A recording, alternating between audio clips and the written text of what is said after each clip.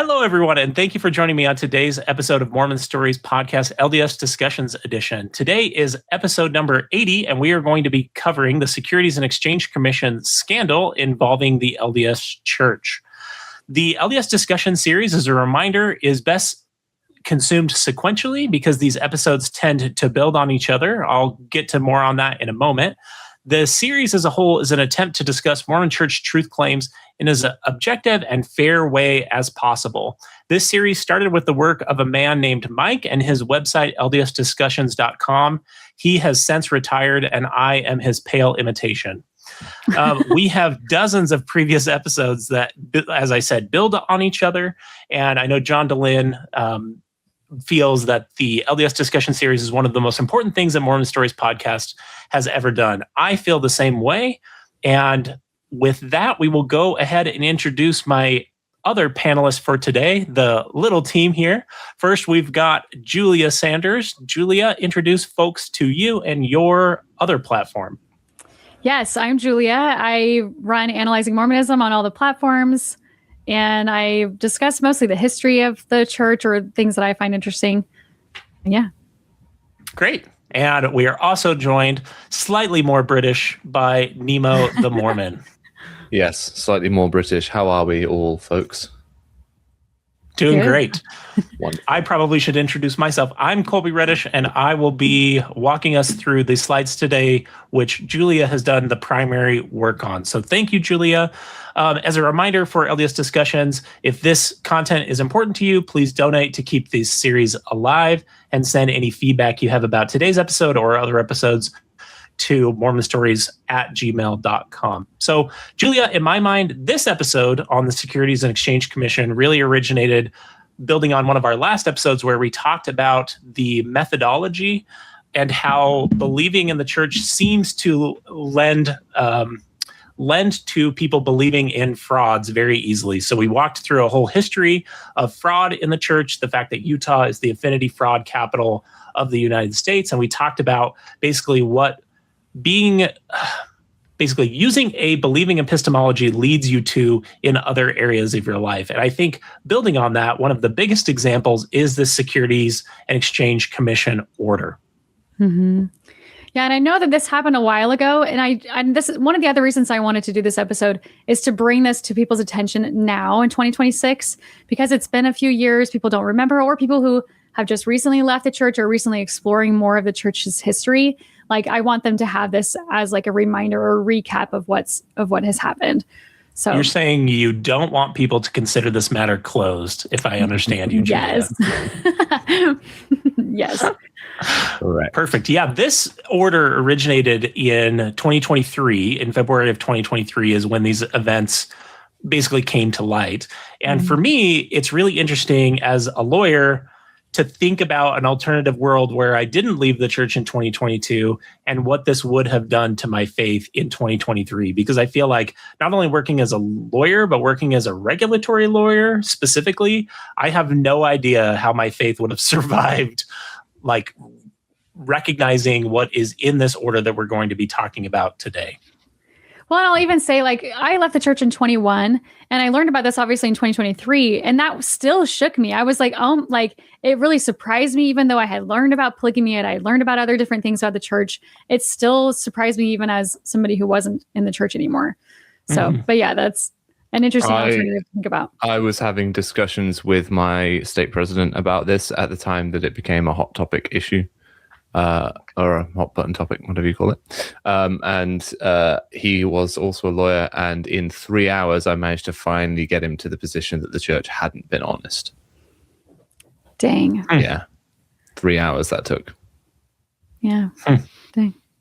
So some people, Kolby, to your point, how would your faith have survived it? Some people are able to talk their way around it. Well, and we've talked about that a lot in Mormon stories of how resilient people's faith is. So, yeah. Okay, great. Okay. Yeah, so this is the working thumbnail. This is the Securities and Exchange Commission, or the SEC scandal, is how I've framed it. So what I want to talk about first is and maybe Kolby, you can speak more of this too, but the church's entity, the Ensign Peak Advisors, this is their main website. And then one thing I just wanted to point out really fast is this little line that's on their main page. It says financial principles. And on the second paragraph, it says, in managing these assets, Ensign Peak follows established investment guidelines consistent with church policy, and strives to maintain flexibility, discipline, and perspective through market cycles. And so I just thought that was just like a quick, that's consistent with church policies. Before we even jump in there, we need to explain what Ensign Peak is more broadly. True. The reason we're talking about Ensign Peak at all is they are the investment arm of the church. So they are an investment fund that the church owns, and that is where the church puts their spare tithing money. Yes. Right. But So now starting that's in the all we late 1990s, and this actually hooks into other legal trouble that the church has been in the Huntsman tithing lawsuit, which I know I covered with John on Mormon Stories. So for people who want to understand that, the arguments that were made, what that case actually turned on when the Ninth Circuit affirmed the dismissal of John Huntsman's claim against the church for basically, misstating how it was going to use certain tithing receipts. Ensign Peak is the creation of that. Is basically the church recognized in the late 1990s that it was receiving more tithing than it knew what to do with, than it needed to meet the church's operational expenses. And so President Hinckley, with the consent of the other leaders of the church, and this we'll go into more detail in the order here in just a minute, they created Ensign Peak as an investment arm, as Nemo said, to take that excess tithing reserve funds and to invest it into the market to continue to build up wealth that the church could then use for its other projects. And I think specifically it was 97. I think we'll talk Correct. about that too, but I think it was 97. Yep. The year I was born, so was Ensign Peak. And the other thing I would like to point out is I certainly, for one, have no issue with the church doing that. As a principle of bringing in more money than they can reasonably spend, I don't think the church should just be frivolous and spend money for the sake of it. If they have more money than they can spend, building a reserve is a perfectly reasonable thing to do in and of itself as an idea. In the abstract. It's in when we get to the specifics of how much of the reserve is reasonable. Yes. But the details of how they did it, the transparency. Yes, I agree with you. It's just sound investment strategy to have an investment arm. Yeah. Right. Mm-hmm. Yeah. Yeah. So how I've set this up, if we're okay with that, because I feel like that was a good introduction. And then like I pointed out a second ago with this, it's consistent with church policy and guidelines. I just think that's interesting, and we can talk about that later because it doesn't really say it's consistent with the law. I guess is what I was thinking. Well, the church only ever talks about its finances in terms of how consistently the finances are managed in accordance with church policy. They don't ever really give any sort of reassurances when it comes to the legal status of the church's financial decisions, which we will get to later. Yeah. But take us back, Julia. Take us back to December 2019. Yes. So we're going to talk about this timeline really fast because this is important because this seems all kind of start to unfold in 2019. And so here we're showing a Washington Post. It's called "The Mormon Church Has Misled Members on $100 Billion Tax-Exempt Investment Fund, Whistleblower Alleges." And this was December 17th of 2019, which is important to know. And the church that same day, it seems, released a statement. And it says, "First Presidency Statement on Church Finances." Nemo, do you want to read that last paragraph of this section? Claims being currently circulated are based on a narrow perspective and limited information. The church complies with all applicable law governing our donations, investments, taxes, and reserves. We continue to welcome the opportunity to work with officials to address questions they may have. Now, just to point out, this idea that the claims are based on limited information, could that be possibly because the church is not financially transparent and so therefore limited information is available? Just, perchance. And then we also know this second statement is just absolutely not true. I was just thinking that too. Right. At this point in time specifically, it is still not true. It won't become true until February of the following year. Yeah. So that line is, again, the church complies with all applicable law governing our donations, investments, taxes, and reserves. So here they, like their statement on their website, it says they're consistent with church policy. Here they're saying they're consistent with applicable law. And Kolby, I have questions about that too, but that'll come later about this applicable law. Like, because I have people pushing back on me about certain things, but we can get that. We'll talk about that in a second. Okay. So then there's another one, another article here from the Wall Street Journal. And this one was 2020, February 8th. And part of it, they quote, I can't remember how I even got this clip, but so the person doing this interview, he records Roger Clarke, who we should say is one of the, I can't remember his exact president position. of Ensign Peak. He is the head of Ensign Peak. He's the head of Ensign Peak. And so they recorded him speaking.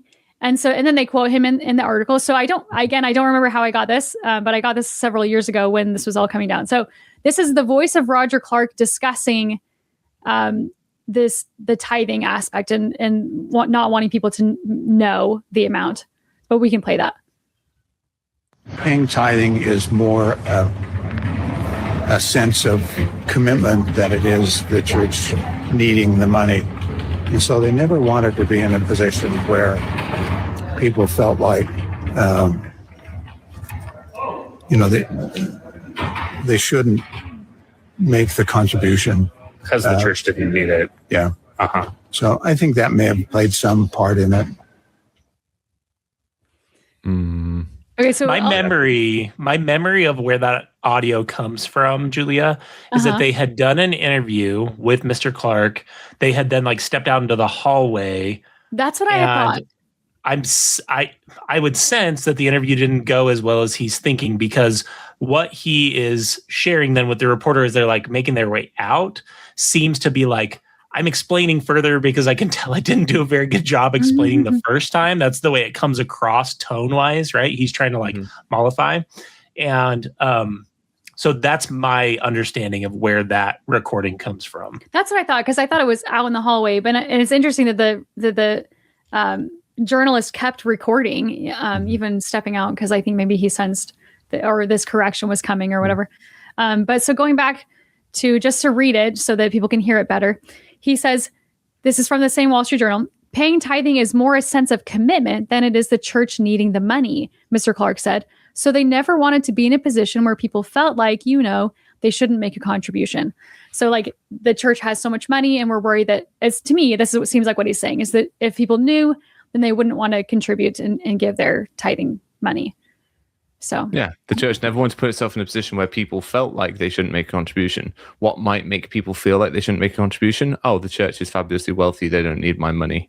But also the church has made statements. Church prophets and apostles have made statements that we'll talk about how they will someday stop asking for tithing. Yes. That's another thing. But that Wall Street Journal article is important because it's where we get a lot of information about the church, about Ensign Peak, and about the figures to do with Ensign Peak, the amount of money they bring in each year, what returns they expect, whether it's been dipped into or not. That sort of stuff all comes from this Wall Street Journal article. And the article, I'll just say, because I forgot to say the title, it says the Mormon Church amassed $1 billion.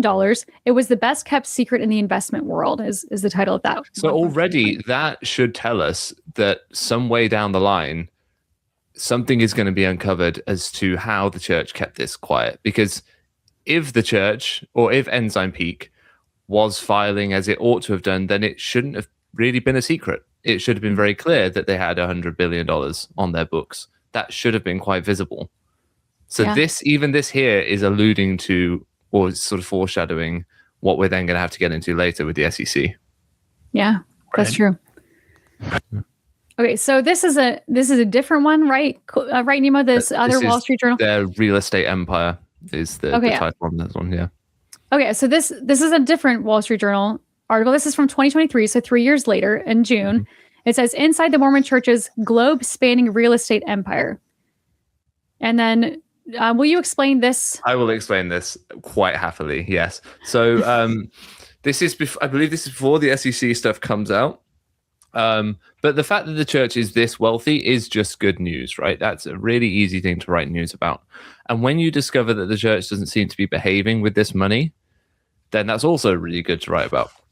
So the Wall Street Journal writes here that the church has also misstated its assets on federal tax returns.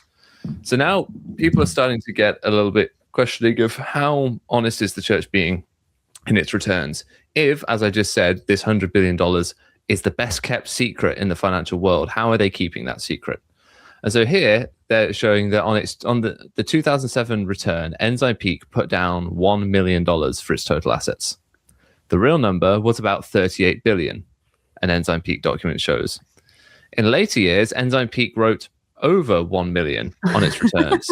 The church followed the same practices on its own IRS returns, where it reports business income unrelated to its tax-exempt mission. So even in places where they're not tax-exempt and they ought to be paying taxes, they're still being vague about the amount of money they have. Church officials said that they believe, and for Mormons, remember, it is very important, what they believe is paramount. This is why in meetings at town councils, they will get up and testify and talk about what they believe, because they believe that has real efficacy. Church officials said they believe that as a religious organization, the church doesn't have to disclose its assets. Todd Budge, another member of the presiding bishopric, said anyone familiar with the church would know its assets exceed $1 million. And this is my favorite quote. "It wasn't an accurate answer. It wasn't meant to be an accurate answer," said Budge, a 63-year-old former banking and private equity executive. "It was simply meant to communicate that we do not feel that we are obliged to fill in that box." So he's saying, so hang on, let me recap. He's saying saying over $1 million wasn't meant to be an accurate number. No. And also, hang on, Kolby, He's literally saying, we lied, but anyone should have known we were lying. That's basically in effect what he's saying. And we lied because we didn't feel like we owed you the truth. Okay, but I have a question. He said anyone familiar with the church would know its access exceeded $1 million. He's literally saying, God. We lied and anyone should have known we were lying, and it's your fault that you didn't know we were lying. Oh my gosh. Yeah. But that first sentence right there, church officials said they believe that as a religious organization, the church doesn't have to disclose its assets. So is there a law that says that they should disclose their assets? Like, isn't that what the SEC? So that's what the SEC found. So we'll get into the details on that. But the basics are, and this actually relates to the question of what does the Securities and Exchange Commission exist to do? So Congress created the SEC, Securities and Exchange Commission, after the Great Depression. So the Great Depression was caused in part because people withdrew their money from the stock market, from banks, and it caused a gigantic financial collapse. So the Congress created the SEC, which has certain disclosure requirements, because the idea is if you are a large enough market mover that you withdrawing your money from the market or, speculating on the market in a certain way can affect everybody's money. That's the reality of having a modern economy that's integrated together the way that ours is. So there is a filing requirement. I think your question to me directly based on that story was, is there a law that says that the church has to disclose certain assets? And the answer to that is yes. So the requirement is what's known as a 13F filing requirement. And the idea is if you have assets that are invested that are in excess of $100 million, that is a large enough sum that if you were to do things with that $100 million, the presumption basically in the law, in Securities and Exchange Commission regulation, is that because you can affect the market so severely because of how large your assets are, the public have a right to know. So one of the great ironies to me of certain apologetic responses to the SEC scandal basically coming out is that the SEC exists to protect you, to protect the public, to protect our overall financial, the overall solvency of our entire financial system. And so when there were certain apologists who just basically pointed the finger at the SEC or talked about how unfair they were being against the church, it's important to recognize that these disclosure requirements that the church did not follow, and again, we'll get to the details in just a moment, exist to protect you. So I want to go back and look at that line again, because I still think this is interesting. Church officials said they believe that as a religious organization, the church doesn't have to disclose its assets. So we believe we don't. Is this kind of what they're saying? We believe that we don't have to report to the SEC. Is that kind of? That's what they're saying, basically, that they're exempt from the requirements, which spoiler alert, that they were not. And not. Religious institutions more broadly in America, if I understand correctly, Kolby, don't really have to disclose their finances if they're certainly below a certain amount, right? The thing is, the church with this amount of money has then triggered filing requirements that are applicable irrespective of whether you're a religious institution or not. Correct. So like the Internal Revenue Service answers questions of tax, right? So they're the regulatory body that handles income taxes for the entire country.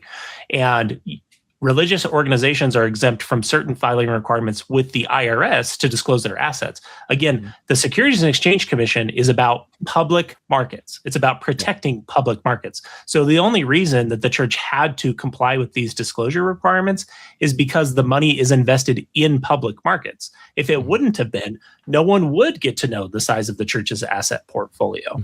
It's because it's invested in publicly tradable stocks that people have a right to know, because when you're invested in publicly tradable stocks, you affect everybody's money. And if you have enough of it that you can affect everybody's money, which, spoiler, $100 billion is a magnitude greater than $100 million, right? Which is the disclosure requirement, the 13F filing requirement, that can affect a huge segment of the market. If the church were to just pull all of their $100 billion out of the market, it would have these gigantic effects literally on the global economy. That's the reason these filing requirements exist in the first place. It's not about tracking the church's assets or policing the church's assets or asking questions about how they're spending the money. It's literally just so that the public knows to eliminate asymmetry between investors, the investing public, and the people who have such a gigantic amount of assets that the law has basically said, you have enough money in the market that the public has a right to know. Thank you. That was a really good explanation. I just can't get over that. There's a law in place to protect the public. And the church says, we believe we don't have to obey that law. So we're just not going to do that right now. Well, but it's even worse than that, Julie. If you pull that story back up real quick, that slide. Yeah. If they just didn't believe that they were subject to the disclosure requirements, there's a different way to indicate that. You should just say that instead of say, we have $1 million in assets and we expected that anyone familiar with the church would know that our assets exceeded $1 million. Instead, they lied and then blamed people for not understanding that they were lying. This is absurd. Because this isn't a 13F we're looking at here. This is a 990T, Correct. Which is a tax return document. A tax form. So correct. I don't know whether the church is required to fill in that box or not necessarily in terms of, I don't know whether they are required necessarily to disclose the amount of their assets to the IRS. What I do have a problem with, as Kolby's pointed out, is that rather than say that, they lied and they deliberately made an inaccurate statement and, like you said, blamed everyone else for it.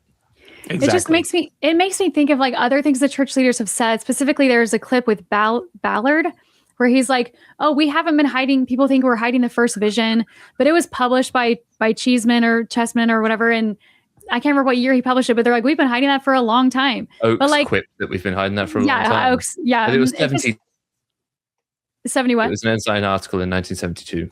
Oh, 72. Okay. So, and then he's like, we're as transparent as we know how to be. I don't know. This just reminds me of that, where they're like, you guys should have known, this was published in some obscure paper about the first vision. You guys should know. We weren't hiding it. Right. You guys should know that we're being dishonest about how much money. It just kind of makes me think of that. But, right. Victim blaming. Take his last sentence right here at the bottom of the slide. It was simply meant, and by it, he means the $100 or the $1 million indication. It was simply meant to communicate we do not feel we're obligated to fill in that box. What would be, 10 better ways you could indicate that you don't feel you're obligated to fill in that box? Leave it blank, right? Exempt. There are so many other things, right? Yeah, not applicable. NA. Yeah. Right. Yeah, not applicable, right? That's, if you want to simply communicate that there are simpler ways, then here's a number that you're now going to have to work out if that's honest or not. Yeah. We will lie because we don't feel like we need to, we're not obligated to. Yeah, that's wild to me. But okay, so one thing before we go into this, I wanted to just give people a chance to look at other Mormon Stories episodes that are on this topic. I've created this little playlist here because I think it's a really interesting topic. It really affected my view of the Mormon Church, even though I was already out by then. So if you go to Mormon Stories and you type in SEC scandal, these different episodes will come up, and I just think they're really good and worth watching. And then, of course, you guys, Nemo, do you want to talk about this one? Yeah, I had Kolby on. This may have been one of our first collaborations, but it was a good one. We got on and we talked about this fine, and we went through the filing in detail because I've spent a lot of time with this filing, and Kolby has got a lot of professional experience with this and has also spent a lot of time with this filing. So I think it was a really good episode going through this whole incident. Yeah, and it's called Understanding the 5 Million Mormon SEC Fine with Kolby Reddish, for those who are just listening. And you can find it on Nemo the Mormon, which is not an official publication of the Mormon Church. Absolutely correct. I am, just for clarity, I am not an official publication of the Mormon Church. In some other places online, I am listed as unofficially Mormon, and I think that is a good designation. For those just listening, that's his YouTube banner, not an official publication of the Mormon Church, which is great. In a suspicious shade of blue and in a suspicious font, but we'll gloss over that. At least you're not using copyrighted images, but anyway. Okay, so the next thing that I want to talk about is the setting up the church tithing and the church funds. And so this one thing that I just find really interesting, and we're going to talk about this on LDS Discussions next time, I think, is the history of tithing. But there has been several changes about tithing specifically. And then one thing I just think is interesting is these little tithing slips. So the church have to donate 10%. They stick it in you can either pay online or you stick it in the little envelope, but you have to fill out this little white page, and then you keep the yellow page behind it, the canary page or whatever. But there's different sections. There's tithing, fast offering, general missionary, ward missionary, humanitarian aid, and then there's other that you can specify. But at the bottom, it has this disclosure, and it says, which has changed over time. It says, through reasonable effects, though reasonable efforts will be made to use donations as designated, all donations become the church's property and will be used at the church's sole discretion to further the church's overall mission.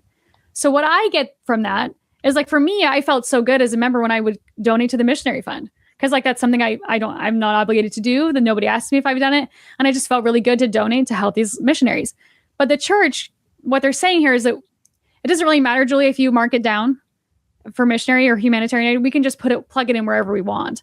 And I just find that a little bit disheartening. Like, I don't know, but that was just my thoughts. It used to say that it was reasonable efforts were made to use the missionary fund. Yes. But, so yeah, there you go. Yeah. Yeah. So this is now on the screen. There's another tithing slip. Nemo, do you remember exactly when this year was? Because this is the tithing slip now. I think it was sometime around 2011, 2012. I want to say that's changed. That's my memory too. I think it changed in 12. Yeah. Okay. So in 2011 or previous to 2012, it says all donations to the church's missionary fund. This is the very bottom disclosure. All donations to the church's missionary fund become the property of the church to be used at the church's sole discretion in its missionary program. So they're saying the missionary program becomes the church's. They can move that around. They're saying basically we can't guarantee that missionary funds are going to go to the missionary fund. Right, but then that changed to be like kind of everything. We can just move it anywhere. Do you know why? Do you guys have speculation on why this change was made in 2012? I don't know if it had to do with the Huntsman case or other cases. Like, I just was curious about that. They weren't in existence at that time, so I don't remember. I know I've heard speculation on why it changed, but I do not remember a specific instance. I can tell you it wasn't related to, because Ensign Peak wasn't disclosed until 2019, late 2019, and the Huntsman tithing lawsuits and all the other tithing lawsuits that we've talked about, Gaddy. 2020. I can't remember the name of the other one. Yeah, they're after the Ensign Peak disclosure because they basically rely on it. So I will say, because like 2012 was when I started serving my mission, and that's when the age change happened in October. It was announced October 2012, and then I served in December of 2012. So I wonder if it could be the jump in missionary program, and people were getting more. This is a good opportunity for people to opine in the comments. Let us know in the comments what you think. Yeah. And as we're going to go through the history of tithing anyway in a subsequent episode, so we can find that out for you. So we'll revisit. Well, yeah, for sure. Yeah. It's just a curiosity thing for right now. But there's another part that remarking. Oh, I'm so sorry. Also, you were marking, Julia, where you were at as a missionary in December of 2012. That means I was teaching at the MTC while you were a missionary at the MTC. Small world. You want to know what I was doing in 2012? I was being 50. 8. Oh. Wait, Kolby, what did you watching teach? the Olympics. Kolby, what did you teach in the MTC? I served English speaking, so I just taught English. Yeah. Oh, okay. My wife and I both. That's so cool. Anyway, that's so cool. I was in the MTC for like 6 weeks because I had to do extra training because I was a visitor center sister. Anyway, so I trained on Temple Square too. I've had probably 5 of my past missionaries reach out to me since, so that's interesting. That's so cool. Nice. Anyway, sorry. Cool. Okay, so there's another part that I find really interesting about tithing. And again, we'll talk about this later as well. Kolby, do you actually want to read this slide? I do. So Joseph F. Smith in the April 1907 General Conference stated, "I want to say to you, we may not be able to reach it right away, but we expect to see the day when we will not have to ask you for $1 of donation for any purpose except that which you volunteer to give of your own accord, because we will have tithes sufficient in the storehouse of the Lord to pay everything that is needful for the advancement of the kingdom of God. I want to live to see that day if the Lord will spare my life. Well, I feel like truly there is a prophet of the Lord God in Israel, because this prophecy has been fulfilled," I would say. Mm-hmm. Yeah, I mean, they're still asking for donations, so that's not totally. No, Yeah, but the fact that they will have tithes sufficient in the storehouse of the Lord to pay everything that is needful for the advancement of the kingdom of God, that we have reached that blessed day. Hallelujah, brother. Yeah, and I'm excited. That's where you have to read it. You have to read it very carefully, Julia. It says we expect to see the day when we will not have to ask you. It doesn't say they will stop asking you. That's true. I'm very excited for this next episode about the history of tithing. And I'm going to say this to remind myself, but the church was in debt for a while, and then it took them a while to get out of it. And one of the things that I find interesting is that they were investing, how do I say that? There were whorehouses that the church was profiting off of. So they were the church's buildings. They weren't there specifically their businesses. So they were profiting off of this even well after the church was out of debt. And it was under several different prophets. And so we'll talk about that too, because the church was in debt and they were trying to get out, but the church, but they were out of debt. Yeah. So so we'll expect to see the day where we won't have to ask you guys for money. So let's not forget Henry D. Moyle putting the church into real financial dire straits towards the late 50s, early 60s. They had to steady the ship after that. His meeting house building program essentially bankrupted the church. He had to build it and they will come attitude that made Field of Dreams look like a joke. He just went out and just built so many meeting houses and said, and then we'll find tithe payers to fill them with. The tithe payers didn't turn up because the people that his baseball baptism program were bringing in were young kids who didn't have any money. So numbers were growing, meeting houses were growing, there was no tithing coming in, and they stopped to the point where they stopped putting out public finances. The church has never recovered its financial transparency since the 50s. Dang. Yeah. Thanks, Henry. I feel like over the next couple decades, we're going to find out what happens if you took that same attitude and instead of using it to build meeting houses, you used it to build temples. Because yes, I think so. I've already seen calls on Reddit, like people sharing emails of people saying we don't have enough workers to staff temples, and we're talking like temples in Utah. So there's part of me that's like, so they're calling ward members to serve as ad hoc temple workers, and I'm sitting there going, oh my goodness, all over the world they've built these temples with this attitude of, and I've even used that exact phrase of Nelson's attitude towards building temples, Nemo. If we build it, they will come. And in one sense, I'm sympathetic to that because I think it shows the sincerity of their belief and the sincerity of their faith that we're really going to do this. We're going to expend this capital and believe that God's going to fill these temples. But I guess we'll see whether their faith is rewarded or whether the church has to figure out what it's going to do with all these temples. It doesn't take much faith to spend that little of your capital, right? True. When you consider the size of their reserves, right? It's not a great gamble anymore in the way that it once was. Well, and this might be a little off topic, but in the news episode we just had with you and Megan, Nemo, one of the questions, does the church care if the temples stand empty? I think that was one of the questions. I don't think the church really does care if the churches stand empty. I think because that temple that sits outside Yellowstone National Park in Cody, Wyoming is always going to sit there, and it's always going to block people's view, and it's always going to remind people of the Mormon church as they drive by. It's a billboard. But it also helps the faith of the members, just that it's there. But I would say the one area I'd push back is when you start seeing calls like the email I just referenced of we can't staff this temple, we need people to do it. What that will continue to contribute to, and this is something I've picked up from your friend Peter Bleakley, Nemo, it will continue to contribute to people's burnout with the church. Like if you're expected to hold multiple callings and then do additional duties as an ad hoc temple worker or to go clean the church or go clean the temple, could cause people to say, wait, I thought the church was growing at this, intense rate. I've heard about this in General Conference.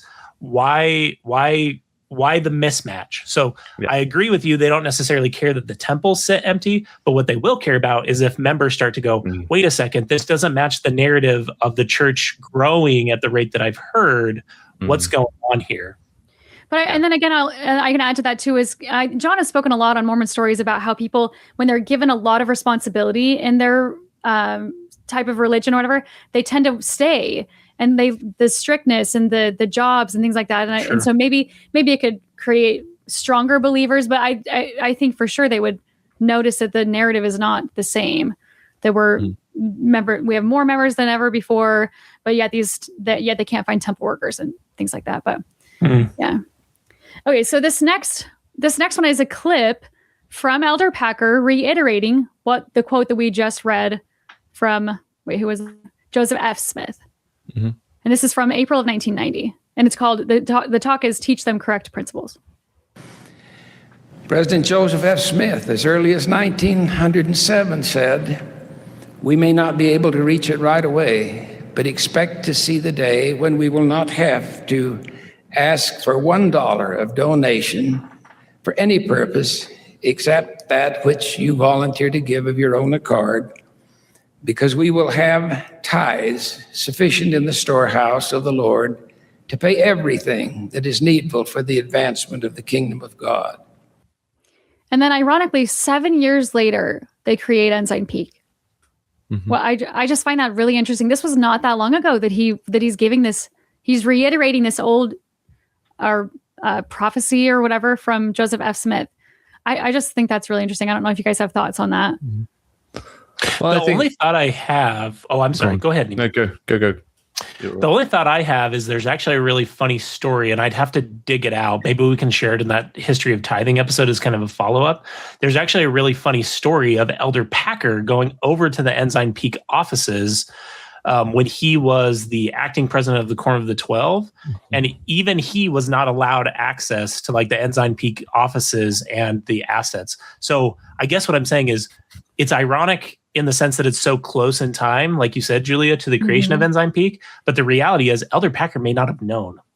No. The amount of money the church was bringing in. Oh, okay. So hang on. He was in this story, he's one of the 12, or what was his position at the time? Well, it was when the Ensign Peak disclosure, or like when the disclosure happened with the whistleblower in 2019, 2020 timeframe, if I remember correctly. Okay, so maybe we can, because we can. Wait, no, he would have been dead, right? He would have been dead. When did he die? Yeah. So it was before everybody else knew about it. Okay, because we can talk about that. I'll do a follow-up. Who's in charge? Okay, because there's a part of our discussion where we talk about who's in charge of Ensign Peak, and because I have a question of is it the 12, is it the whole 15, or is it just the top 3? So we can talk about that as well. He died in 2015. It only took 11 years for him to reappear in the form of Clarke G. Gilbert. And so now he's back. The ghost of Boyd K. Packer is in the 12 in the guise of Clarke G. Gilbert again, it would seem. They have a very similar vibe in some ways.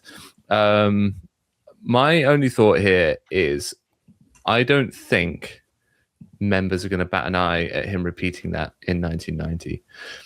I think members could be easily convinced that that's not really a prophecy, because that's done often. Members are often convinced that something isn't actually a prophecy that very clearly seems to be a prophecy.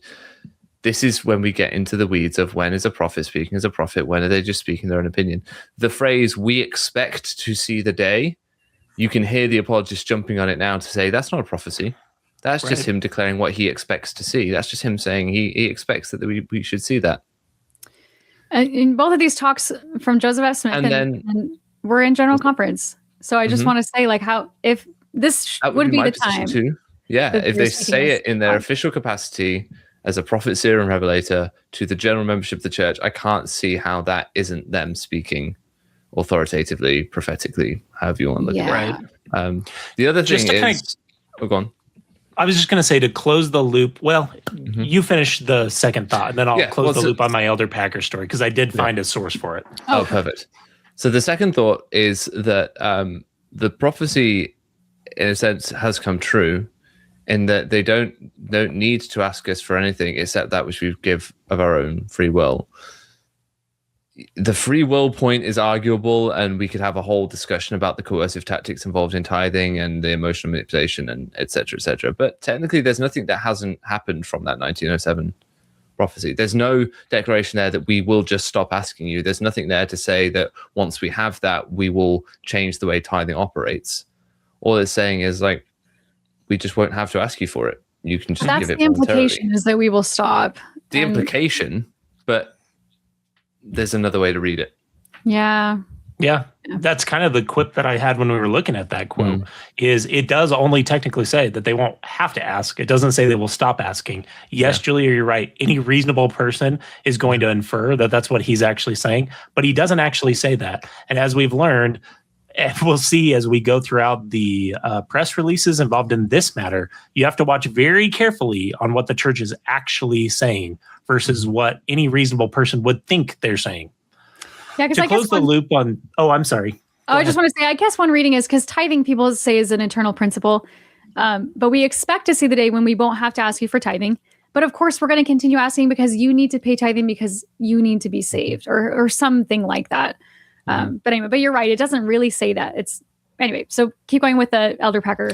Well, yeah, I was just going to close. I did find a source on that Elder Packer story. So it was around the time that there were other articles as the ones that we've looked at talking about Ensign Peak, talking about the sizes of the church's portfolio. And there's a quote from a very similar article, and I'll just read it. It's 3 really quick paragraphs. It says, Boyd K. Packer, when he was next in line to succeed then church president Thomas S. Monson, came to EPA's president Roger Clarke, wanting to know how much Ensign Peak had amassed and the details of its structure. Mr. Clarke told Mr. Packer that he could not share such details. Mr. Packer said, I think I should know. I'm the most senior apostle and the president of the Quorum of the 12 Apostles, and I am one breath away from being the next prophet. I think I should be prepared.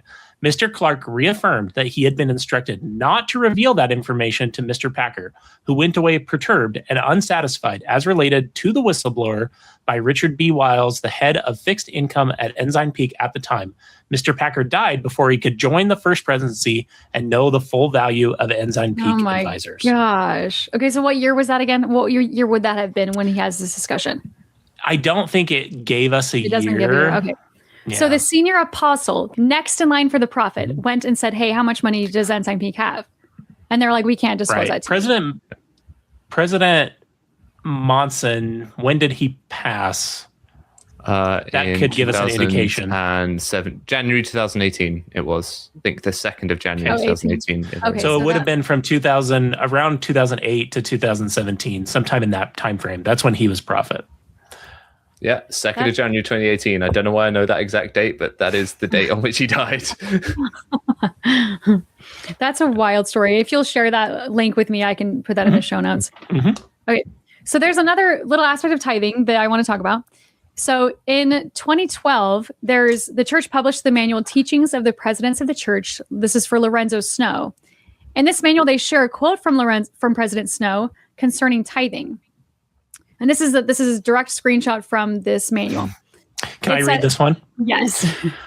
I plead with you, this is the quote, I plead with you in the name of the Lord, and I pray that every man, woman, and child, ... shall pay 1/10 of their income as tithing. Yes. So you'll notice the ellipsis. This is a talk taken from October 1899. And this is the reporting this is the full talk. This is in the conference report here. Kolby, will you read this part? Yes. So here is the full quote. I plead with you in the name of the Lord, and I pray that every man, woman, and child who has means shall pay 1/10 of their income as a tithing. So what was taken out? Will you remind me what was taken out right there? A lovely conditional clause was taken out. Who has means. Yeah, it's who has means. And I'll point out that who has means statement is actually very consistent with the Book of Mormon. The Book of Mormon has passages that literally talk about if you don't have sufficient income or sufficient finances to donate, that it's sufficient as long as you wish that you could give, as long as you wish that you had excess to be able to donate. Yes. And we'll talk about this in the history of tithing because this is just such a fascinating topic to me. But yeah, the who has means is it has, even in the tithing revelation, it talks about this as well. But the church, why do you think the church took that out? Because that's not. I mean, for the same reason that Roger Clarke said, they hid how many assets were in Ensign Peak. They don't want people to think, should I really be giving? They want it to be the default assumption that you should be. Yeah. The default position is pay tithing. There shouldn't be any qualifiers. Even if you are hungry, even if you have anything, pay your tithing. If tithing. it's a choice between eating and paying your tithing, you should pay your tithing. The bishop will help you with your food. That's Lynn G. Robbins in 2005, I think. Yeah. His talk is called Tithing, a Commandment Even for the Destitute. That's literally the title of the talk. Which is the complete opposite of this talk. Yeah. And what the Book of Mormon says. We even heard it in this last general conference. We had a 70 get up and talk about the time he sold his car to pay his tithing. Yeah. And then he said, he ended his talk by essentially saying, you will not get out of poverty until you start paying your tithing. Now is the season to be obedient to that law. Words to that effect. Yeah. Yeah. So the church is pushing tithing hard still now, even in light of their vast wealth. Even though they would be a middling country by GDP at this point, they still are pushing people and pushing the narrative that you should sell your car so you can pay tithing, and that you won't get out of poverty until you pay tithing. There would probably be a lot of people who would hear us talking about this reality, and I know we'll do a deeper dive on this when we get to the history of tithing, but I actually do not believe that the church is doing this because it wants people's money. I think it's a much more complicated explanation. In other words, I think the comments we've made, just because I know the purpose of the LDS discussion series is to look at things as objectively as possible. I wouldn't want people to think, as we're sharing this, that we think that the church is in the business of trying to take the members' money because it legitimately wants to scoop up poor people's money. I think the actual explanation is much more complicated than that. And I think we'll get into that when we look at the entire history of tithing. In other words, I think they can entirely believe what they say when Roger Clarke says, we really believe that this is a commandment that will bless people's lives, and we don't want to withhold those blessings from people. That does not make it okay the way that they have withheld information from the members, from the public. That's why I've advocated in the past. I started a petition. It was something I did really early on in my career, advocating that people should pay their tithing to charity instead, and the church should make that their formal position. Because I agree that if you want to keep the idea that paying a tenth of your income is a way to remember how lucky you are comparatively, those who have means to give 10% of their income to the poor, there are ways to give that money effectively to charity and do things unto the least of your brethren, which means it's the same as doing it unto Christ.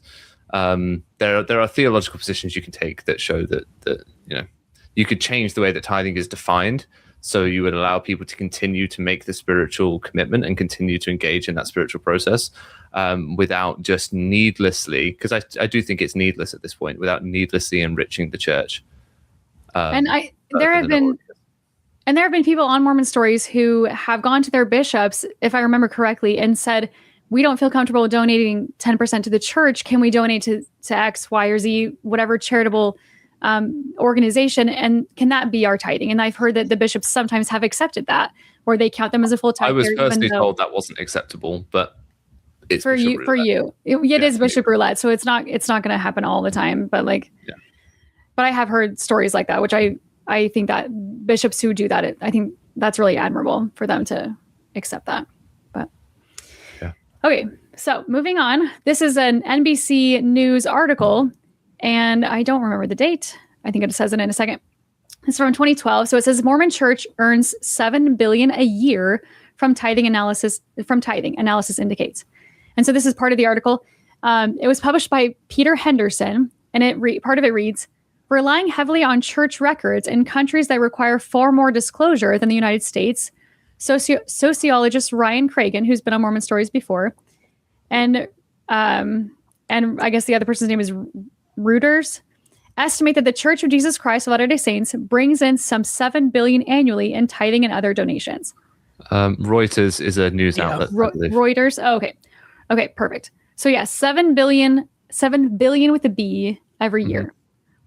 that's wild to me. That And I was pumping the air when he talked about countries that require more disclosure than the United States, because one of the big ones is the United Kingdom. The church has to disclose its assets to the church, to the Charities Commission, as they're known in the UK, because in order for the church to get its tax exempt status, they have to be a registered charity, which means they have to give a reporting of what charitable good they do every year, and they have to give a breakdown of exactly how much money they bring in, where it goes, what it's spent on.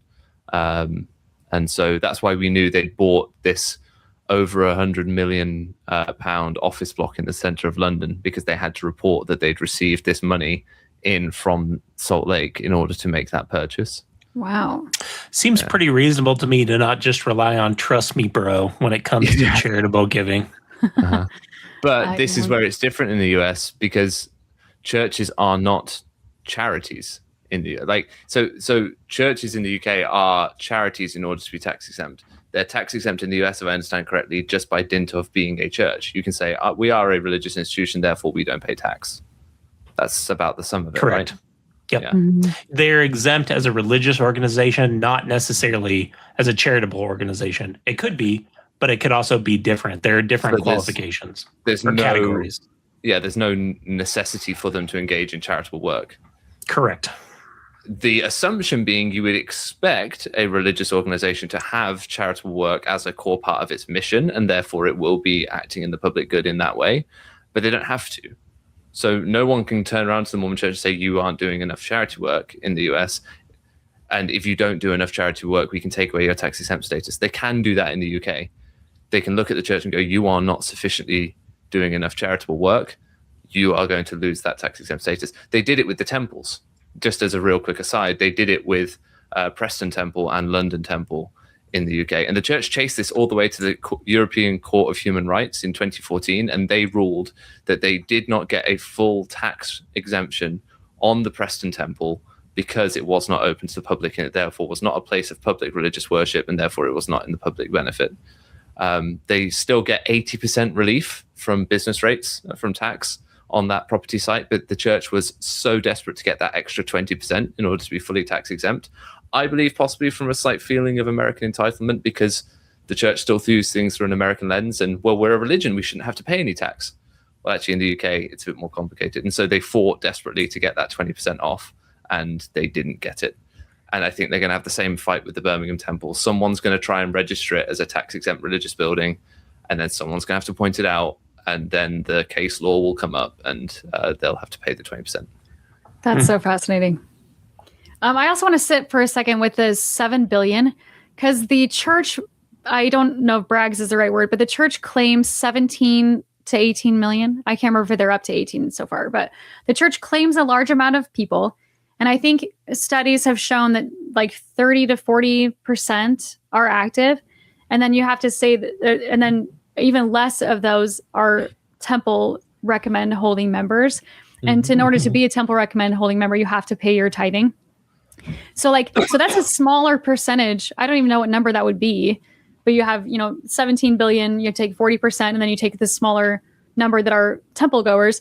That's a small number, and that's a lot of money coming in. So if all 17 billion were full tithe payers, I mean, I guess some of these are children, but the church would be bringing in a lot more money. But I still think 7 billion is a lot of money for every year. How much do you think the Marriott family pay in tithing? As an example, right?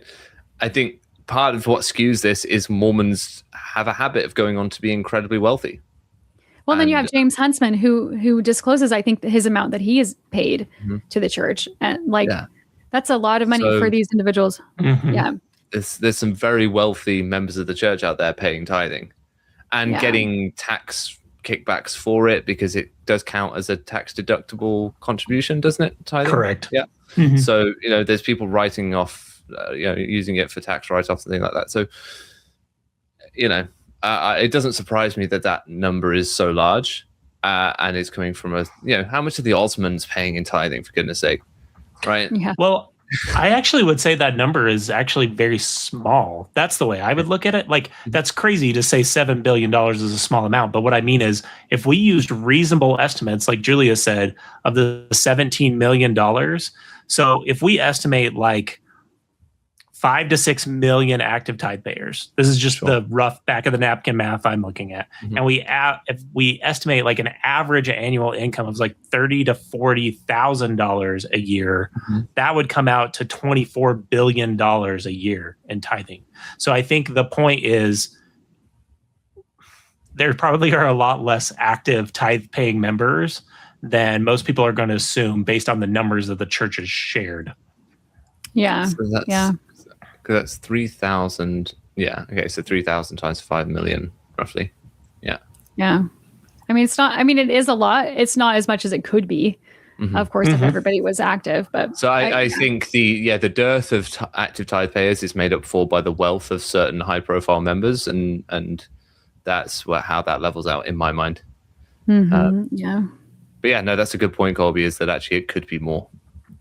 Right. If we used the same estimates, and again, some of the 17 million members are obviously no longer active or children, but if we were just assuming 17 million people with the same reasonable kind of overall annual income estimate, that would be $70 billion.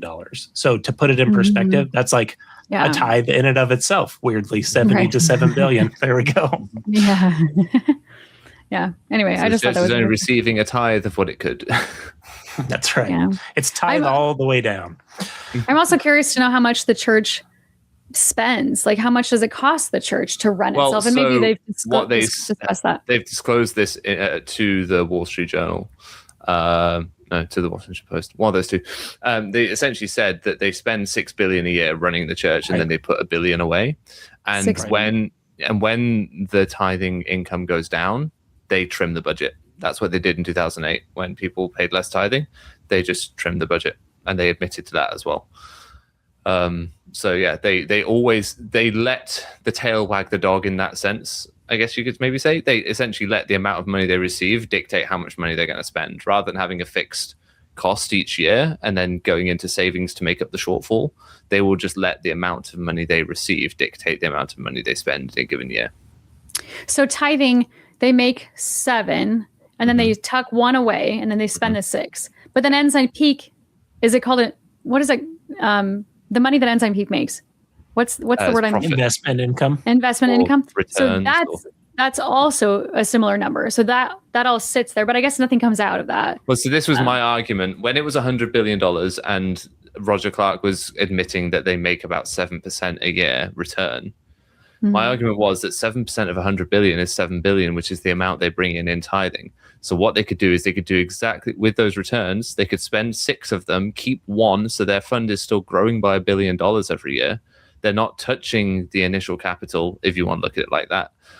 It's essentially an endowment fund that they can just withdraw from the top of and keep the church running in perpetuity, while it still grows by $1 billion every year anyway, just naturally by them continuing to operate in the same way they have operated. What I was arguing that would then do is free up $7 billion a year into the charitable sector worldwide. See? Imagine if that $7 billion was given to local and international charities. Imagine the good that could do. Yeah, the church could do a lot of good with that money. Yeah. Like, that's a positive statement. I'm not like trying to bash the church with that. I'm pointing out a way in which the church could be a massive force for good in the world, and who wouldn't want that? Yeah. Right. Yeah. Okay, so then we need to talk about who's in charge of Ensign Peak. And so I've just made this little image here. So you have Roger Clarke, and it says Chief Executive Officer. And then you have Christopher Waddell, who's the presiding bishop, who he oversees church finances. And then you have the first presidency. And so right now this isn't consistent with the time period of when all this stuff was happening with Ensign Peak, but you have Oakes, you have Christofferson, and then you have Eyring. And so that's who's in charge now. But then back then it would have been, I guess they go through several different presidents. Oakdorf would have been involved. Eyring was always involved. Monson and Hinckley were both Hinckley, involved. yeah. So that of course would have changed. But right now I think this is correct. And so in terms of those who are still alive and therefore could be implicated, you've got Eyring and Uchtdorf knew what was going on at the time. Yeah. Okay. So Waddell. now, and Waddell. Yeah, because he's been, and this is a little bio on Caussé, Waddell. actually, a member of the, because it wasn't just the presiding bishop that knew, it was the entire presiding bishop. Oh, yes. And we'll talk about Caussé later, Caussé's too. now an apostle, but he was at the time involved. I think he was the presiding bishop at the time. Right. I want to say that the news broke. So yeah. Yeah, and maybe I should have, I could have done who was all involved over the years, but that's all right. Okay, so this is a little bio on Waddell, just so that we know a little bit more about him, because we're going to be seeing some clips from him from the 60 Minutes. So Bishop W. Waddell, Christopher Waddell, was sustained as presiding bishop of the Church of Jesus Christ of Latter-day Saints on November 14th, 2025. So he is now the presiding bishop.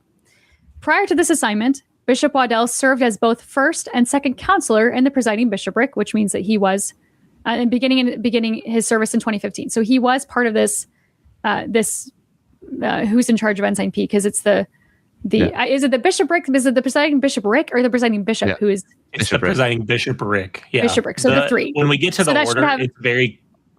order, it's very clear about who the decision makers were. Perfect. So to be more accurate, I should have had Waddell with his little bishopric. So it would have been three people there too. But okay, so before his service in the presiding bishop, he served as a general authority 70.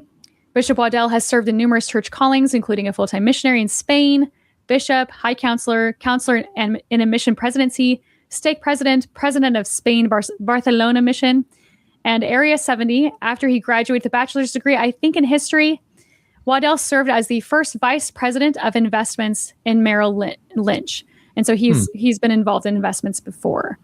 Yeah. So, okay, so Kolby, will you explain what we're looking at here? Yep. So this is the cover page of the order against the Ensign Peak Advisors, as well as the Church of Jesus Christ of Latter-day Saints. It's important they got the name right. This is the order instituting the cease and desist proceedings pursuant to the Securities and Exchange Commission rules, as well as the statute.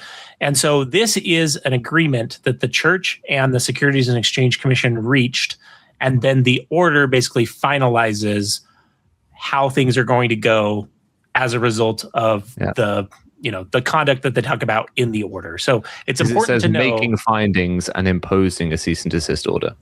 Yeah. Correct. And it's important to know that this order was reached as a negotiated settlement, as an informal resolution to the case. So it wasn't prosecuted in court. Instead, it was something that the church and Ensign Peak and the Securities and Exchange Commission would have negotiated before reaching this order. This would have, having been a regulatory attorney, as I said, most of my career, this would have been something that the church and the SEC worked on, probably negotiated certain lines that were going to be in there, how things were going to be worded. And so that background, I think, is really important. It's dated February 21st, 2023, which is just a day before my birthday. And this was such a wonderful birthday gift to dig into. And did this hit the news on that day? Because I thought it was after. It hit on February 21st. I've got somewhere a copy of the Financial Times, which is the biggest financial newspaper in the UK, with this on its front cover. Wow. Okay. Yeah. Big news even in the UK. Big news in the UK. Yeah. Because this is a big deal. Apologists will try and minimize this. This is a big deal. World news. We'll get into exactly what why. I'm hearing. This is world so news. February 21st, 2023. Okay. And then so you have these three people. You have the SEC, Ensign Peak, and the church who are involved in this order. Okay, so the first part I want to talk about is the respondents. Nemo, do you want to read this slide about the respondents? So this is just laying out who the SEC is essentially saying was responding to their treatment. Essentially, this is who's involved. The Church of Jesus Christ of Latter-day Saints is a Utah corporation sole, headquartered in Salt Lake City, Utah. I think we should clear that up. It being a corporation sole, as far as I understand, means that essentially the only member of the corporation is the president of the church. Oh, sole, yeah. Because the corporation of the president. And why is it the church? Kolby, I don't know if you can answer that. Sorry to interrupt, but it's the church is the title of the church is the corporation of the president of the Church of Jesus Christ of Latter-day Saints. There was two, and then they merged. Yeah, that's the legal entity, basically, that is the church. Yeah. Okay, so it's the same thing. Legally, what is the church called? Is it called the Church of Jesus Christ of Latter-day Saints? I don't know if that makes sense. Well, I think the religious organization, which doesn't necessarily have to be the same paper entity, is the Church of Jesus Christ of Latter-day Saints. I think the corporation then is the corporation of the president of the Church of Jesus Christ of Latter-day Saints, if I remember correctly. So sorry if I don't quite understand. So like the SEC is the respondent is the church, not the corporation of the president. I'm just wondering what I don't know. I don't really understand the difference between those two, but it is saying it's a corporate. I think it's soul. because the difference between those two is basically a on paper difference, if there is any difference. Oh, okay. So it's the only thing so I know I have spoken about this before on Mormon Stories. There was an episode that John and I did with Gerardo, and I think looking at the Huntsman tithing lawsuits or one of the other tithing lawsuits, where we actually look at the church's corporate structure. But again, off the top of my head, I just don't remember exactly how it's structured and the relationship between them. Okay, perfect. I was just curious. To the best of my knowledge, from what I remember, and I'm happy to be corrected on this in the comments, there were two corporations. There was the corporation of the president, and there was the corporation of the presiding bishopric. The corporation of the presiding bishopric dealt with financial matters, and the corporation of the president was kind of more ecclesiastical. And then they merged, and now it is just the corporation of the president, essentially doing business as the Church of Jesus Christ of Latter-day Saints. Okay. That does sound right. That's how it works. So sorry to interrupt you, Nemo. So you said corporation sole means that Oaks is the only member of the corporation. He's the only person that's actually like legally attached to it. Which is so interesting to me. Which I would argue makes him one of the wealthiest men in the world. Other people argue on a technicality that's not technically true because he doesn't own the assets. He's just the only member of the corporation which owns the assets. But essentially, he's the boss man, and there are no other boss men when it comes to the church's money and its assets.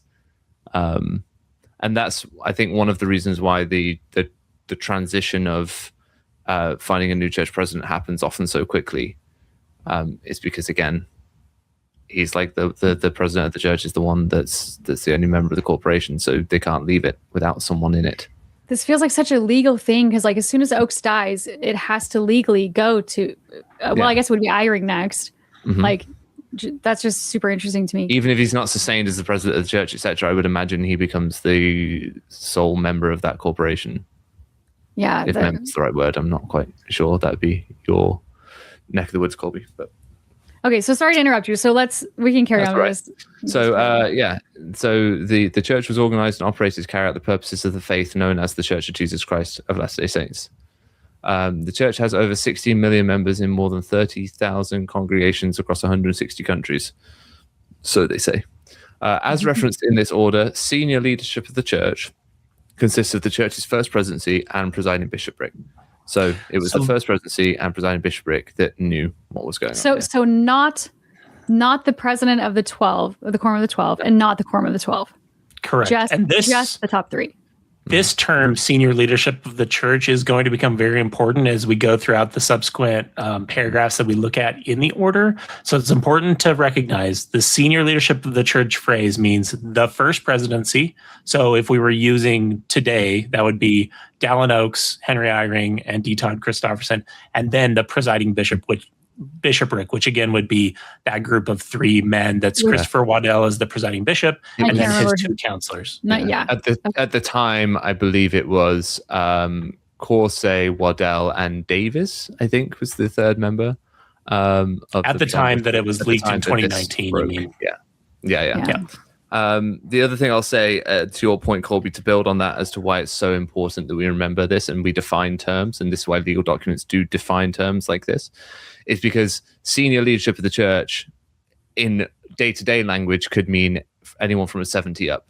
And it would be very easy if you're an apologist or someone trying to minimize this issue to then try and blame the middle management class of the church, to try and blame the 70s, to try and say they're the senior leadership that did this. No, it's very clearly defined that the first presidency and the presiding bishopric are what is meant here by senior leadership of the church. So those 6 men from that senior leadership of the church is, Yep. Okay, and it is because of the involvement of the senior leadership of the church. I know we'll get to the resolution of the order at the end, but it is because of that the church itself was fined $1 million of the total $5 million fine. It wasn't just Ensign Peak that was fined. It was the church that was fined because the senior leadership of the church was directly responsible for and approving all of the decisions that were made that violated federal securities law for 2 decades. And we can talk about that too, because I have questions about why a specific amount to one and the other and not what. Yeah, I just have questions about that. But So let's define who Ensign Peak Advisors are here. perfect. Ensign Peak Advisors Incorporated is a Utah nonprofit corporation headquartered in Salt Lake City, Utah. Ensign Peak is responsible for investing and managing the reserves of the church. Ensign Peak is governed by a board of trustees consisting of members of the church's presiding bishopric and the managing director of Ensign Peak. So their board of trustees is the presiding bishopric and the managing director. Which is Clarke, right? And then Waddell with his counselors. Is that okay? Correct. Ensign Peak's managing director is appointed by the church's first presidency and reports to the senior leadership of the church. So he reports to the first presidency and the presiding bishopric. Ensign Peak is exempt from registration as an investment advisor with the commission under Section 203(b)(4) of the Investment Advisors Act of 1940, which exempts investment advisors that are charitable organizations that also solely advise other charitable organizations. Wait, Kolby, can you explain that last sentence? Yeah, so the idea here is, because it may surprise people, like, why is Ensign Peak a nonprofit corporation if it's making money in the market? Because normally when people think about nonprofits, there's a lot of confusion over what a nonprofit is. What it's saying is that they're exempt from being treated as a normal investment advisor under Securities and Exchange Commission law and rules, because the only client basically that they have that they advise is also another tax-exempt charitable organization. So that's the reason, is because their only client is the church, basically, or their largest, because they only advise other organizations that are exempt from these requirements to pay tax, like we've talked about. They also basically fall within the scope of that. Yeah. Okay, so they are exempt from registration as an investment advisor because it's just the one client. And exempt investment. So they don't need to be on a register of available or whatever investment advisors, because they only deal within their own little bubble. Okay, that makes sense. Yeah. Okay. Perfect. Next slide. Okay, so this is the second part. Oh, I just wanted to point out that, again, the appointed, so the advisor, Roger Clarke, I guess, and then the first presidency, they're appointed by church first presidency and reports to the senior leadership of the church. And you already discussed that, but I just wanted to really make that clear. Okay, so one thing that I want to talk about with Ensign Peak is the charity, is if they give to charity. And David Nielsen, so he was on this 60-minute episode, and so I'll give a little background about him. He was a former Wall Street money manager, and he was a devout member of the Church of Jesus Christ of Latter-day Saints, who made headlines in 2019 by filing an IRS whistleblower complaint against the church. He publicly detailed his allegations in 2023 on CBS News, shedding light on a massive investment portfolio. He worked as a senior portfolio manager at Ensign Peak Advisors. He served from September 2010 to September 2019. And then he is the reason we know about any of this in any meaningful way. And I think he deserves credit there for that. Yeah. And I know that I can't remember the details of it because it's not the sort of thing I like to try and remember. But I know that one ways that people have tried to attack him and his whistleblowing have been to just go after him personally in ad hominem ways, and he's received a lot of flack for doing this. So he deserves credit. Yeah. It's also worth noting while we're talking about that his IRS whistleblower complaint that was against the church, that went to the IRS basically saying, here's what I know from actually working for Ensign Peak. I want you to take a look at this. He is not the one that released that publicly. No. And that's part of kind of like David's story to tell. But that was, so I guess it just gives me a lot more compassion and sympathy for David, and a lot more recognition of the fact that he became basically a public figure, a huge public figure overnight against his consent. Like he's not the one that sent his IRS whistleblower complaint to the media. It was a family member of his that did that instead. He took it to the IRS because he wanted it dealt with, but he didn't want to make a public song and dance out of it. Right. Okay. So also, I don't know if this is important to say, but I don't know a lot about this stuff. So can you explain like this? It's an IRS whistleblower complaint and the SEC. Like I don't even know what questions those are separate things. So this goes back to what I was talking about there. Those are two different regulatory bodies. So the IRS regulates taxes and tax exempt status. The SEC deals with market participation and market investment. So different questions, but they're related because when we're talking about the one, we're kind of also talking about the other. Okay. Or they relate to each other, but not wealth. directly. Yes. Okay. So IRS Because Nielsen's whistleblower complaint was that this is a charitable organization saving money that is not being spent in any charitable way. Instead, it's being spent in ways that seem like they're for-profit ventures, i.e. bailing out Beneficial Life and building City Creek Mall. So his complaint is that this money that's meant to be doing charitable good or is meant to be saved to one side to eventually do charitable good has only ever been used to do things which seem like they are for-profit ventures. And that's against the status of this organization as a non-profit. Okay. And so that's a problem to him. So that's why he's going to the IRS. Is that correct, Kolby? Okay. Yes. Okay. Okay, so I have some clips from the 60 Minutes, and what we're gonna do is because I don't know if YouTube or Spotify will allow us to show these clips because they belong to 60 Minutes. So what we're gonna do is we're gonna play the clip in hopes that things work out, and if they need to get cut, we're gonna read them right after that. So that's why we're kind of covering it twice. But this clip is about this charity aspect of Ensign Peak. Okay, so he's saying here from the 60 Minutes, he says, I thought I was going to work for a charity, and the funds were never used for that. Once the money went in, it didn't go out. And I don't think I have clips for this one, but he explains that there was twice where where money did go out, and one was to, like you said, Nemo, I think you just said this, it goes out to bail out Beneficial Life and to fund City Creek Mall. And those are the only things.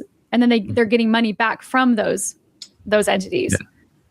Yeah. So Beneficial Life was a church-owned insurance provider. Right. Yeah. That kind of went down during 2008. Yeah. So let me just kind of lay this out for a second. So tithing $7 billion, one of them gets tucked away, the other 6 gets spent on temple, whatever the church needs to function, and then the Ensign Peak Advisors makes $7 billion a year. Well, and that they will have made different amounts over the years. Oh, you're right, because it would have gone within the fund. Now would be right. And it continues to David's point here. It continues to compound. So that's one of the difficulties, right? Is because money never goes out, and you're going to be making money on that original investment principal. The fact that it just keeps adding to the principal basically means that they're just going to. It's like the consequence of almost like exponential interest. Like we're talking about like a dragon's hoard of money that continues to generate so much money. Yeah. It would almost be impossible for the church to even spend this amount of money. It's compound interest. There's a great website that I always love to plug. It's called Mormon Billions. And if you go on there, it's $1 million is 1 pixel. And it shows you how big $100 million is on the screen. And then you swipe and it's like, here's how big $100 billion is. And you swipe and you swipe and you swipe. And occasionally there's like a block that's like Utah's public education fund for the year. And it's like a little block just inside this continuous swipe and swipe and swipe. Oh my gosh. Go check it out. It's a really good way of visualizing just how large this sum of money is. Okay, so John has said on Mormon Stories before is that within a 50 or so years, I don't know if he's given a time, but like the church will eventually become a $1 trillion church. I don't know if you guys can speak to that, or like, because if these are compounding. Well, it depends on how we're categorizing things, because if we're looking at the church's entire real estate portfolio, it's important to remember the money we're talking about here, the hundreds of billions of dollars, is literally the extra money that they're parking in the stock market to make more money. That's not even considering the entirety of the church's real estate portfolio, all the temples, all of its other investments, like you talked about when it bailed out Beneficial Life and when it put money into City Creek Mall. Those were investments to continue to make money on those projects. So like they're making money from rent at City Creek. Yeah, all the time. It's entirely possible that the church is already worth $1 trillion, depending on how we look at. So you're saying like you have. So hang on, I don't think I've even processed this, because like the church has Ensign Peak Advisors, which is making a lot of money back. It has Beneficial Life, which is making money, if I'm not mistaken. It has the City Creek Mall. It's making money. The church is the number 1 landowner in Deseret Ranch in Florida is making money.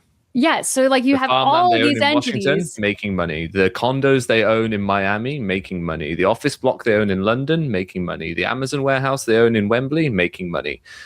Yeah.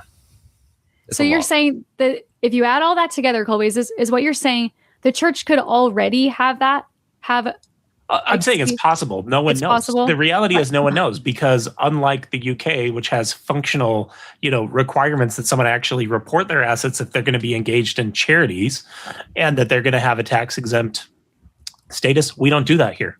The First Amendment, for whatever reason, has been interpreted, and I don't even want to say the First Amendment has been interpreted. First Amendment principles have been interpreted that we don't ask those questions about religious organizations here in the United States. So the reality is, I'm not saying we know that it's worth over $1 trillion. The reality is we have no idea how much it's worth, because we would have to add up all of its real estate assets, which I know there have been attempts to do that. I know that was one of the last projects that the team that worked at Mormon Leaks was looking at, is like trying to put together all of the church's real estate assets. But the reality is we just don't know. When we're talking about Ensign Peak, here's the real important thing. We're talking about hundreds of billions of dollars that are literally just money that exists to make more money. This is like if we're talking about your personal finances, right? You have an extra $1,000 for the year and you decide to put it in like a certificate of deposit, or you decide to buy some stocks with it. It's that extra money that you're using to invest. This is purely investment money. And it's, like Nemo said, basically the GDP of a small country. Yeah. Yeah. And this is the one vaguely monitorable part of the church's wealth. And to John's point, that through the nature of compounding interest, to sound like a financial advisor for the moment, you can't guarantee returns on the stock market. Returns can go down as well as up, but it is on a fund of that size that is well diversified. It is expected that you'll make in the region of 6 to 7% a year. The church has been seeing those kinds of returns. And so by the nature of compounding interest, that percentage is every year of a slightly bigger pot, plus they're putting $1 billion away into it each year. So, yeah, it will just, numbers on the screen will continue to grow. And we could go down a massive rabbit hole of what money actually is and isn't, because at this point it's so complex.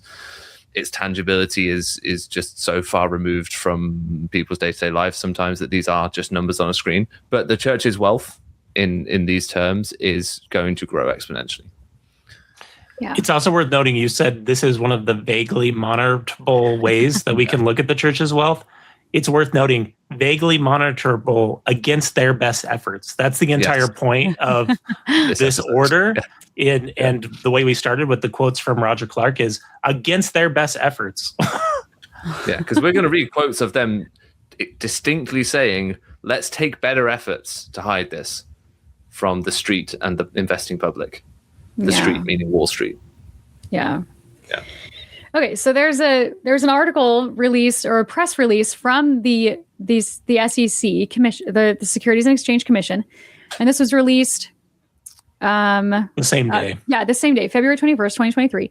It says SEC charges the Church of Jesus Christ of Latter-day Saints and its investment management company for disclosure failure and misstated filings. And so this is a section just from this article. Nemo, do you want to read through this one? Yeah. The SEC's order finds that from 1997 through 2019, Ensign Peak failed to file Forms 13F, the forms on which investment managers are required to disclose the value of certain securities they manage. According to the order, the church was concerned that disclosure of its portfolio, which by 2018 grew to approximately $32 billion, would lead to negative consequences.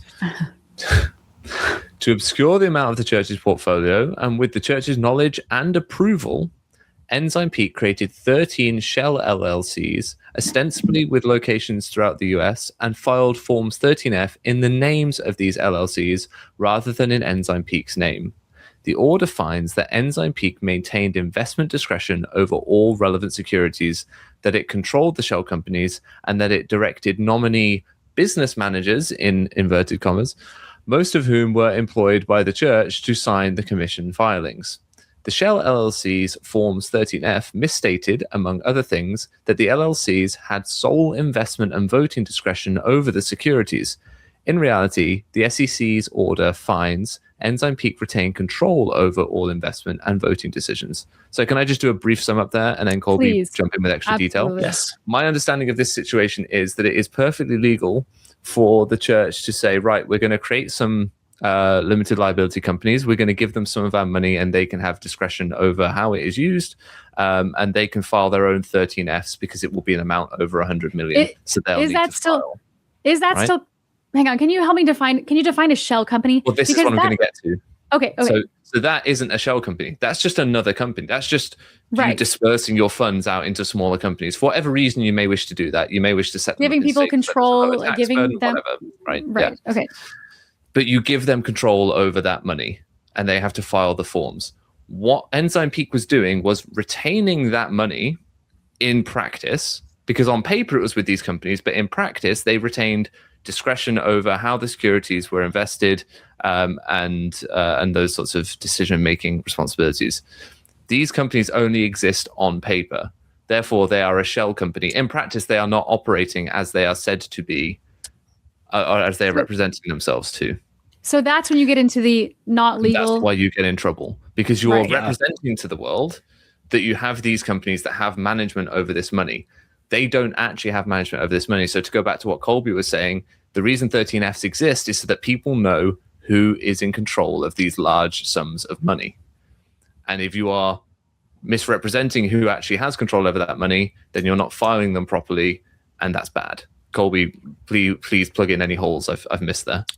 No, that's all basically exactly the way I would have put it. The thing we need to keep in mind is the purpose, again, like Nemo said. The purpose of these requirements is public disclosure. It's that we need the investing public to have information about people who have this amount of assets. And so to your question, Julia, about like where did it become illegal with regard to the shell companies? Creating the shell companies themselves is not illegal. What is illegal is creating the shell companies. The shell companies are nothing but paper companies because they are controlled entirely by the church. So the important part here, controlled by the church and by Ensign Peak. The important part here is the order finds that Ensign Peak maintained investment discretion over all relevant securities, that it controlled the shell companies, and that it directed the nominee business managers to sign the commission filings. The reason that matters is, again, that $100 million disclosure requirement. What the church was trying to do was carve up its assets that it's using to invest to get underneath that threshold and say, these people are like, here's our report. When in reality, it was just a game. It was just a paper game. All of the money was being controlled by the same entity. And the reason that matters is, again, because that's a large enough market participant that the public had a right to know that all of these 13Fs, so they were still disclosing according to what they needed to in the 13F, except for, as it says, there were also misstatements in there. Mm-hmm. The problem is that it wasn't accurately reflecting reality, and that the church, through Ensign Peak, was controlling all of the decisions.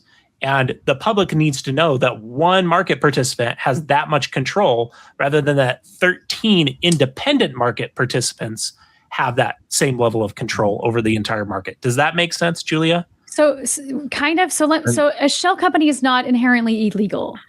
But Correct. when you are claiming things that are not true, these people don't have, some of these people, I guess the church is some ways forging their signatures. They're not, these people who are in charge of these LLCs have no idea what's going on. Like, they have no control over any real thing. It's just on paper. So like, that's when you're misrepresenting things, that's the illegal part. But the shell company itself, those aren't necessarily. Yeah, you use the phrase the shell company itself. The thing that makes it a shell company is the fact that it isn't a legitimate company that actually has control. It's a shell company. It's a shell of a company. So these LLCs are not in and of themselves illegal. Them acting in the way that they are is the illegal part. Okay. Think about it like this. When you create an LLC or any other type of entity, there are certain forms that you need to respect to create that entity and then to get certain benefits. If you don't comply with those forms, you don't get the benefit of the entity that you've actually formed. You don't get the protection if you don't follow the rules. That's the way to think about it. The church here didn't follow. They created the companies, but they didn't follow the rules for those companies. And so you don't get the protection of creating those companies if you don't follow the rules that tie to the creation of those companies. Okay. And the thing we'll get to here is how this benefits the church, and we'll get to kind of how this was all discovered. But this was done so that these companies with their ungoogleable business manager names and their, all this sort of stuff, these companies aren't easily connected back to the church. So the church does not then look like it has its money split out amongst 13 companies. It looks like a small entity in Utah, and then there's 13 other random entities that people don't know are also the church's money that are out there. And so it makes the church look smaller and keeps it below the threshold where it has to file by putting its money in other places that other people don't know where it is, but it never actually put the money there in practice. Right. Yeah, I'll just correct the one thing which you got from me just a second ago, Nemo, is they were actually reporting. The issue is, so it wasn't necessarily about the reporting threshold. I misstated that earlier. It's about reflecting who's the actual decision maker. There's a huge difference in market information with 13 different independent companies having all of the church's money versus one, in reality, company having that much money. That gives you a lot more ability to affect the market. And so them carving it up the way they did was about hiding who's the real decision maker, which is precisely what 13F disclosures and the SEC exist to protect in the first place. But what it also does, because people couldn't link those companies to the church, is it makes the church look much smaller. It doesn't make it look like a dispersed entity. It makes it look like a single, very small entity. Because it wasn't until people looked at the IP addresses of where these websites were registered and people started getting investigative about these companies that they all seemed to link back to a URL, that was connected to the church, that they started to connect that these 13 companies were actually all kind of connected back to Ensign Peak. I also want to point out that it says the SEC order finds that from 1997, which is when it was created, through 2019, Ensign Peak failed to file Forms 13F. So from the very beginning, so it must have exceeded, because in order to file a 13F, you have to make that a we've certain got amount of more of this, right? So if we go through some of the next slides, I think some of this will become just, clear. Okay. So this is another part of the order. Kolby, do you want to read through this one? Yep. This is from paragraph 8 of the order. To prevent disclosure, or I'm sorry, do you want me to start at 7? Yeah, actually go ahead, because it says 9. I'm going to start at 7. By at least 1998, senior management at Ensign Peak was aware of Ensign Peak's requirement to file Forms 13F and communicated this requirement to senior leadership of the church. This is very important. Ensign Peak, as an entity, the senior managers there say, we are required to file Forms 13F, and they bring this to the senior leadership of the church, which again is the first presidency and the presiding bishopric. So we have those 6 senior leaders of the church that were aware. Ensign Peak itself goes to them and says, we need to file these forms. That's our requirement under the law. Paragraph 8, to prevent disclosure of the securities portfolio managed by Ensign Peak, the church approved Ensign Peak's plan. And again, remember who makes the decision for Ensign Peak. It was the presiding bishopric and the manager of Ensign Peak, all of which were appointed by or were themselves senior leadership of the church. So you can see we're really talking about the same 6 or 7 decision makers. The manager of Ensign Peak, who was always at the times that it was created, and then until this disclosure or until this order, was Roger Clarke and those 6 senior leaders of the church. Okay. To prevent disclosure of the securities portfolio managed by Ensign Peak, the church approved Ensign Peak's plan of using other entities instead of Ensign Peak to file Forms 13F. So again, this is that disbursement that it was talking about in the press release that you were asking about, Julia. Instead of Ensign Peak filing the forms itself, it goes to create these 13 shell companies that we'll talk about in more detail as we go throughout this. This line is very important. The church was concerned that disclosure of the assets in the name of Ensign Peak, a known church affiliate, would lead to negative consequences in light of the size of the church's portfolio. Ensign Peak did not have authority to implement this approach without the approval of the church's first presidency. I have a question, because I don't think I even really knew what Ensign Peak was until this was all happening. If Ensign Peak had just simply, filed all the forms and just owned that they had that much money, would that have led to negative consequences? Would people even have been aware? Oh. I guess some people could have looked into it. I don't think I would have been aware, or I don't think I would have cared, because of course the church needs a lot of money because they need it for the rainy day, or, they need it for the last days or whatever they need it for. I don't know that it would have led me to negative consequences and not wanting to pay tithing? I just was curious. I think the story would have been smaller. I think someone would have spotted at some point that they're at 32 billion or 38 billion or more, and they would have gone, hold up a second. The Mormon Church is getting very wealthy. What's going on here? But I don't think that it would have been as big a story as this. I often think the church trying to hide things makes things worse in the long run than if they had just... Almost like that's what we teach children, that when you try to hide what you do wrong, ultimately it comes out worse. Sorry. Yeah, well, like so much for me, like learning about church history, the rock in the hat, like just things like that where I'm like, why didn't you just tell me that? Yeah, like the first vision, or just like, I don't know. I question the church's, this will lead to negative consequences, when I feel like this feels worse. I completely agree. Like Roger Clarke told us the same exact thing, right? This is why they're able to recognize and make such clear statements in this order about the church's intention in doing this, is because several years before that, Roger Clarke had done the SEC a huge favor with basically saying this exact same thing, just in less legalistic language. I agree with you, Julia. If the church had just been open and transparent about this, number one, they wouldn't have violated the law. And number two, I really don't think any members would have thought a thing about it. Like maybe a few people here and there would have written stories about it. But if you're just open and transparent about what you're doing, which is, by the way, the ethics and morals the church inculcated in me from the time I was a little kid, I don't think it would have been an issue at all. People would have looked at it, and we've actually seen people do this after the disclosure of Ensign Peak in 2019, talk about how it's a sign of the church's success and its beneficence, its blessed state by God, that it grows its financial portfolio in such a way. Right. It could have been a faith-affirming message if they had just been honest, but instead they wanted to hide the size of their asset portfolio. It would still be talked about. It just, I don't think it would have had this. Like, wow, that church has a lot of money, rather than, wow, the church has hidden a lot of money. Yeah. A lot of money. Yeah. Okay, so moving forward, this is do you call them paragraphs or sections? 11? Paragraphs, yeah.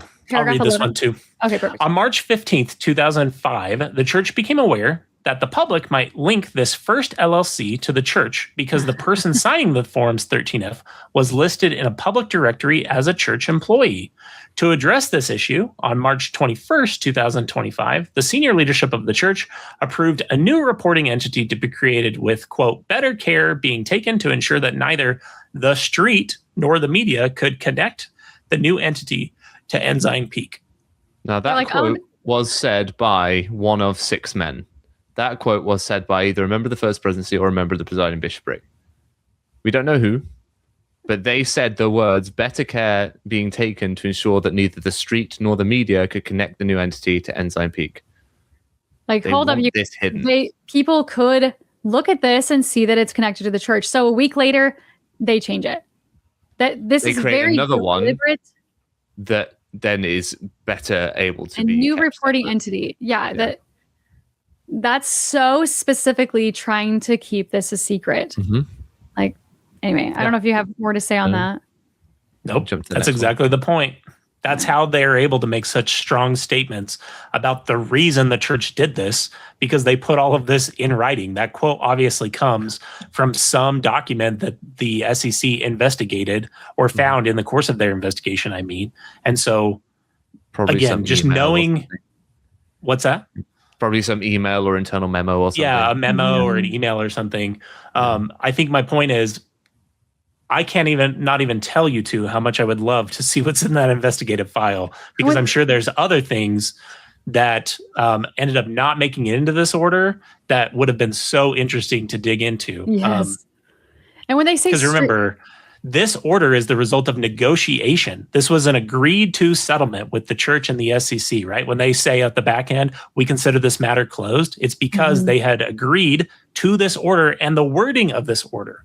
So the church had to agree to this because it's right there in writing that their intent was to hide things. The point that's really important there is whenever anyone tries to push back against this order and say that, well, this is just the SEC's opinion. No. This is what the church is admitting to.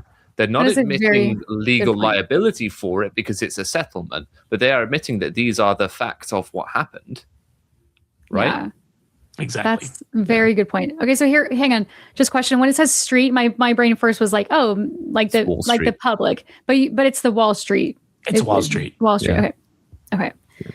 Okay. So moving forward, Nemo, do you want to read this section?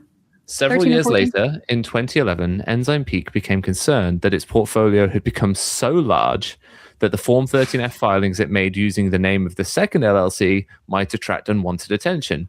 And so the man elected, Roger Clarke, elected by senior leadership of the church, sought the church's approval, sought approval from the presiding bishopric in the First Presidency to form additional LLCs to form file Forms 13F.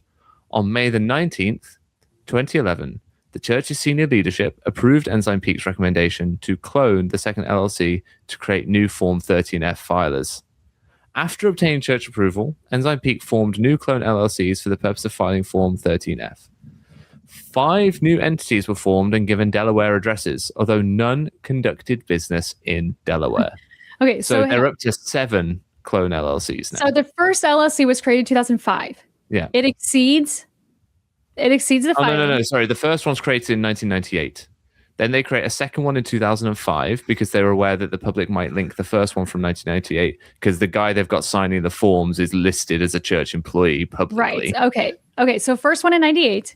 Yeah. Which is Then they also create a second interesting one in- because that means that it was created in 97, so that means really quickly they exceeded that the money. The first reporting year, basically. Yeah. It says so by at least 98 they'd got to this point. okay, so 98, 2005, 2011, and then immediately it doesn't really list timeline, but it says 5 new entities were formed. So were they just aware this is just going to keep happening? So let's just go ahead and make 5 more shell companies. So there's now 7 of these in Delaware. 7 of these.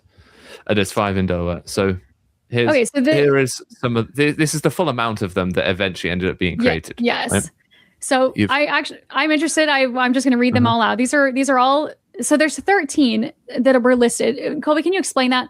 So I thought, is it 13 that are created or 12? I don't. 13. Sometimes I hear different numbers. 13. There's 13. It's because they say there are 12 clone LLCs, meaning like they created the first one and then they used copy paste, whatever. So then they use that model to duplicate it. I think it's also fun that there's one for each of the tribes of Israel. Can we just acknowledge how fun that is? Do you want me to read this list, Julia? Yes. Also, can you explain what does it mean to clone something like that?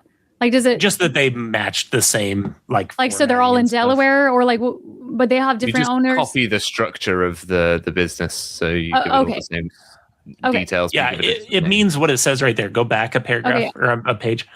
5 new entities. On May 19th, 2011, the church's senior leadership approved Ensign Peak's recommendation to clone the second LLC to create new Form 13F filers. It just means we're going to use the same basic structure that we used for the last one to clone this new one. That's all they need. Okay, so you have because it says clone the second one. So this one, or I don't know what order these are in exactly, but okay. So yeah, if you'll read these out. Yep. So Ashmore Wealth Management LLC, Argyle Research LLC, Clifton Park Capital Management LLC, Cortland Advisors LLC, Elk Fork Partners LLC, Flinton Capital Management LLC, Glen Harbor Capital Management LLC, Green Valley Investors LLC, Meadow Creek Investment Management LLC, Newburgh Advisors LLC, Riverhead Capital Management LLC, Tiverton Asset Management LLC, and Tires Asset Management LLC. Yeah. And I would love to know how they came up with the names for those and what sort of inside jokes or whatever they relate to amongst whoever was making or these names decisions. that were involved. Yeah. Okay. So this next section. Someone's favorite hunting place is Elk Fork or something. Yeah. Newburgh. Mm-hmm. Yeah. Anyway. Sorry. Yeah. Argyle. Okay. So this is paragraph 22. It says Ensign Peak was responsible for designating the clone LLCs business managers, many of whom were church employees. That's it. Many of whom? Were some of them not? That's interesting. Oh, I guess employees, but they could be members. Anyway, so I don't know. Anyway, business managers were selected because they had common names and a limited presence on social media and were therefore less likely to be publicly connected to Ensign Peak or the church. Ensign Peak provided the business managers very limited information about the clone LLCs or why they were created. So, which is crazy. Like, think about what that means. These people are controlling an overall portfolio together of over $100 billion. Because as business managers, they are, when they're filing those 13Fs, they are representing that we are the ones who actually have the final authority to decide how to invest these funds that we're reporting to you, SEC. We recognize that that was a lie, that they did not have final investment authority, which is what the violation is. Because if you have a bunch of LLCs like this that are shell companies, that's not necessarily a problem if you report the 13F at the actual decision maker level. So the issue is that Ensign Peak, as the ultimate decision maker, should have been the one reporting the 13F, recognizing that they had actual decision-making authority over all of these clone LLCs. Instead, they're reporting all in the clone LLC's name, and these business managers basically violated federal securities law because they're just doing what the church has asked them, as the church is their actual full-time employer. So I guarantee all of these people were church members, Julia. Okay, when it says church employees, yeah, when it says church employees, it means like full-time church employees, probably working in completely other departments, since it tells us they're looking for people who had common names and limited presences on social media that could not be publicly connected to Ensign Peak or the church. The really sad thing for me to think about, and again, I'm going to just speculate here, these are probably like lower level staff members who work at the church, because if they're people who can't be associated publicly or connected publicly to working with Ensign Peak or the church, we're not talking about high level employees at the church. We're talking about low level employees at the church. So there are, hang on, let me see if I understand. So there's, thinking about it in that way, you have people who lower level employees who are putting their names to this, knowing that this is a lie, or that they don't have control. It says that they're providing very limited information. They were taken advantage of by the church. Let me just say in a second, Julia. If you get to the next slide. Okay. Is this one you're talking about? Because this is just if you jump through that for a second. Jump through this? Yeah. Okay, so go back. We won't get to it just yet, but we will come to a slide where we talk about the reactions that some of these people had when they found out what was actually going on. Yes. This is just wild to me. So so the church is taking advantage of these employees, but also what struck me is that like the church is pulling in just random members of the church, or certain, maybe not random, but like employees. Remember that there's two different entities involved. There's Ensign Peak and there's the church. So it's possible that the non-church employee business managers worked for Ensign Peak or had a relationship I think in my head, I think Ensign Peak as being the church, but you're right. I guess, and church employees, and then these other ones could be Ensign Peak employees. So just to bring this discussion to a close, maybe think about it this way. You're like a secretary that works at the church office building, and you're approached one day and given no information about exactly why, or very limited information, I guess, if we want to be technical and use the term. You're asked to just sign some forms. You find out down the road that those forms you were signing made it so that you're violating federal securities law. Like, the result of this is these church employees, because the church wanted to hide the size of its asset portfolio from the investing public, hide it from you, decided to put these employees in this crazy position of saying that they were making investment decisions to the tune of $100 billion that they weren't making at all. All of it was a lie. That would make me feel horrible if I found out that I was taken advantage of in that way. Like, this is a big, the SEC, I just feel like that's a big deal to keep.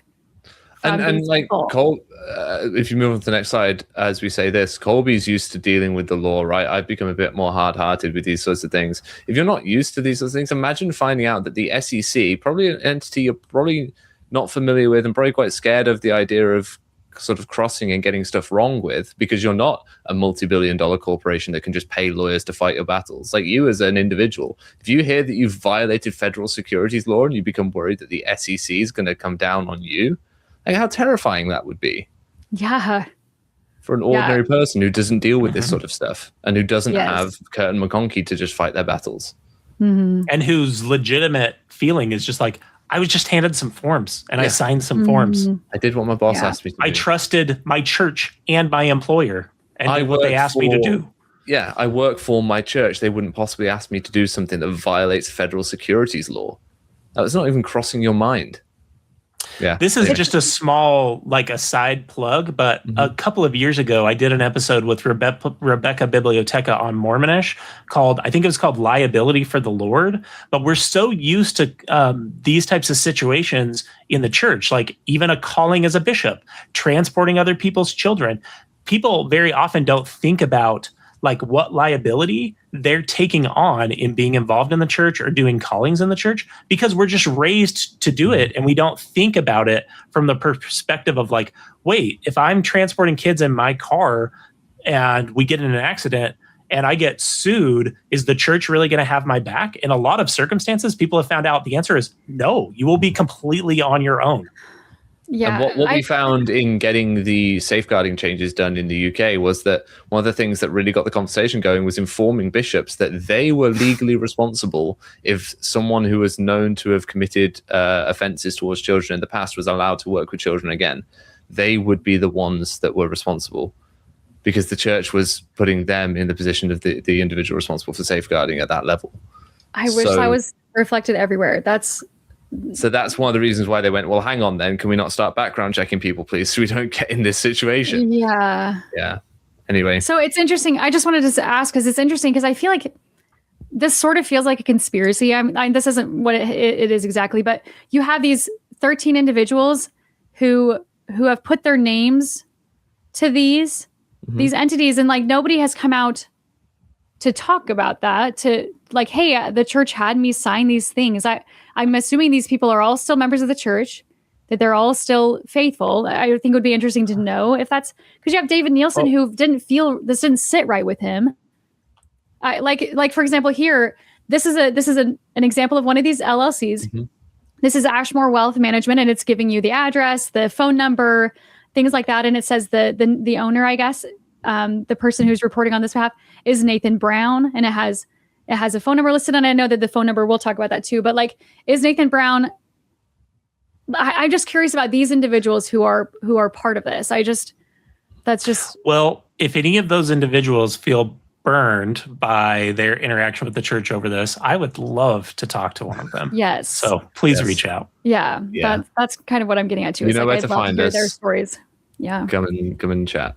Put up the rando signal and I will show. Okay, so this is another segment from 60 Minutes. This is Nielsen talking about the tax exempt status. Okay, so I'll read this. So from the 60 Minutes, David Nielsen says, these entities were to hide the assets from the members. The chief investment officer said that if they were to change and start reporting these securities in our own name, so under the name of Ensign Peak, it would bring undue attention to the firm, and that the attention would be potentially damaging. After this emergency meeting, David confronted the chief investment officer. So I think this is Roger Clarke. And they said, David, we are going to lose our tax exempt status. And so what, because I was thinking the negative consequence would be that the members of the church wouldn't pay tithing. So can you explain more on this tax exempt status, Kolby? Well, I'm not going to say David's wrong that he was told that, but that isn't what was actually at issue. As we know from Roger Clarke's later statements, when David's whistleblower complaint was leaked, it really was about hiding the assets of the church so that people would continue to pay tithing. Okay, so it's not it's a tithing the thing. case. It's not the case that well, because right now the church hasn't, I guess my point is the church right now hasn't lost their tax exempt status, and the public now know exactly how much money they have because they've started filing properly. So this is just an excuse that's being fed to David to try and quiet him down. Tell him, it could be damaging, as in we're going to lose our tax exempt status, and hope that makes him go, well, we don't want that. So I guess let's keep it secret. Yeah. And I mean, to give credit there are some rough guidelines on when you can cross over and lose your tax exempt status as a religious or charitable organization if you're not doing enough. But I don't know those have been enforced really strictly. And when you think about all the connections that Mormonism has politically, with both sides of the political aisle. The reality that the IRS is going to yank the church's tax exempt status in the United States, I think, is essentially zero. Yeah. Okay, so that wasn't really the concern. It was tithing. Okay, so this is section 27 of the order. Kolby, do you want to read through this? I do. Each Form 13F filed in the name of a clone LLC misstated that the LLC had sole investment discretion for the securities listed, and there were no other managers for these securities, and that the clone LLC had sole voting discretion over these securities. So I'm going to pause there and explain why that's important. It's because, again, yeah, this is what we said before. It's about who has the ultimate discretion on how these funds are being spent. Because if the same person has the investment discretion over all of the money, it needs to be reported on that single 13F form that should have been reported at the Ensign Peak level, not at these clone LLC levels. That's the problem. Even though the IMAs, which I think is the investment management agreements, stated that Ensign Peak had delegated investment discretion, Ensign Peak continued to manage the entire portfolio and at all times maintained investment and voting discretion over all the securities listed in the Forms 13F, which basically is another way of saying what I just said. The problem is that Ensign Peak had the ultimate final decision-making authority while representing to the SEC and to the public. Actually, these 13 different companies have all the decision making. Right. It's almost as simple as saying, I have accounts with several different banks. It would be like me trying to say that those bank accounts will belong to different people, when actually I have control over all of them, and they're all actually my money, right? Mm-hmm. Yeah, they're in different places, but yeah, it's essentially that. Okay, so this one, I find this one's probably the most interesting to me. This is the next section. This is 28. Nemo, will you read this one? Each Form 13F was signed by the designated business manager. The signature page stated, quote, "The institutional investment manager filing this report and the person by whom it is signed hereby represent that all information contained herein is true, correct, and complete." Close quote. Do you know the word, Nemo, for when someone signs a legally operative document that's a lie like this? Is that perjury? It would be.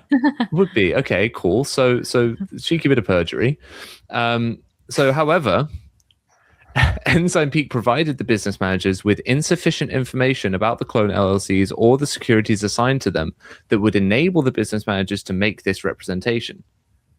So they were insufficiently informed to be able to say that that the person by whom is signed is that all information contained herein is true, correct, and complete. They don't know that all the information is true, correct, and complete because they don't have that information.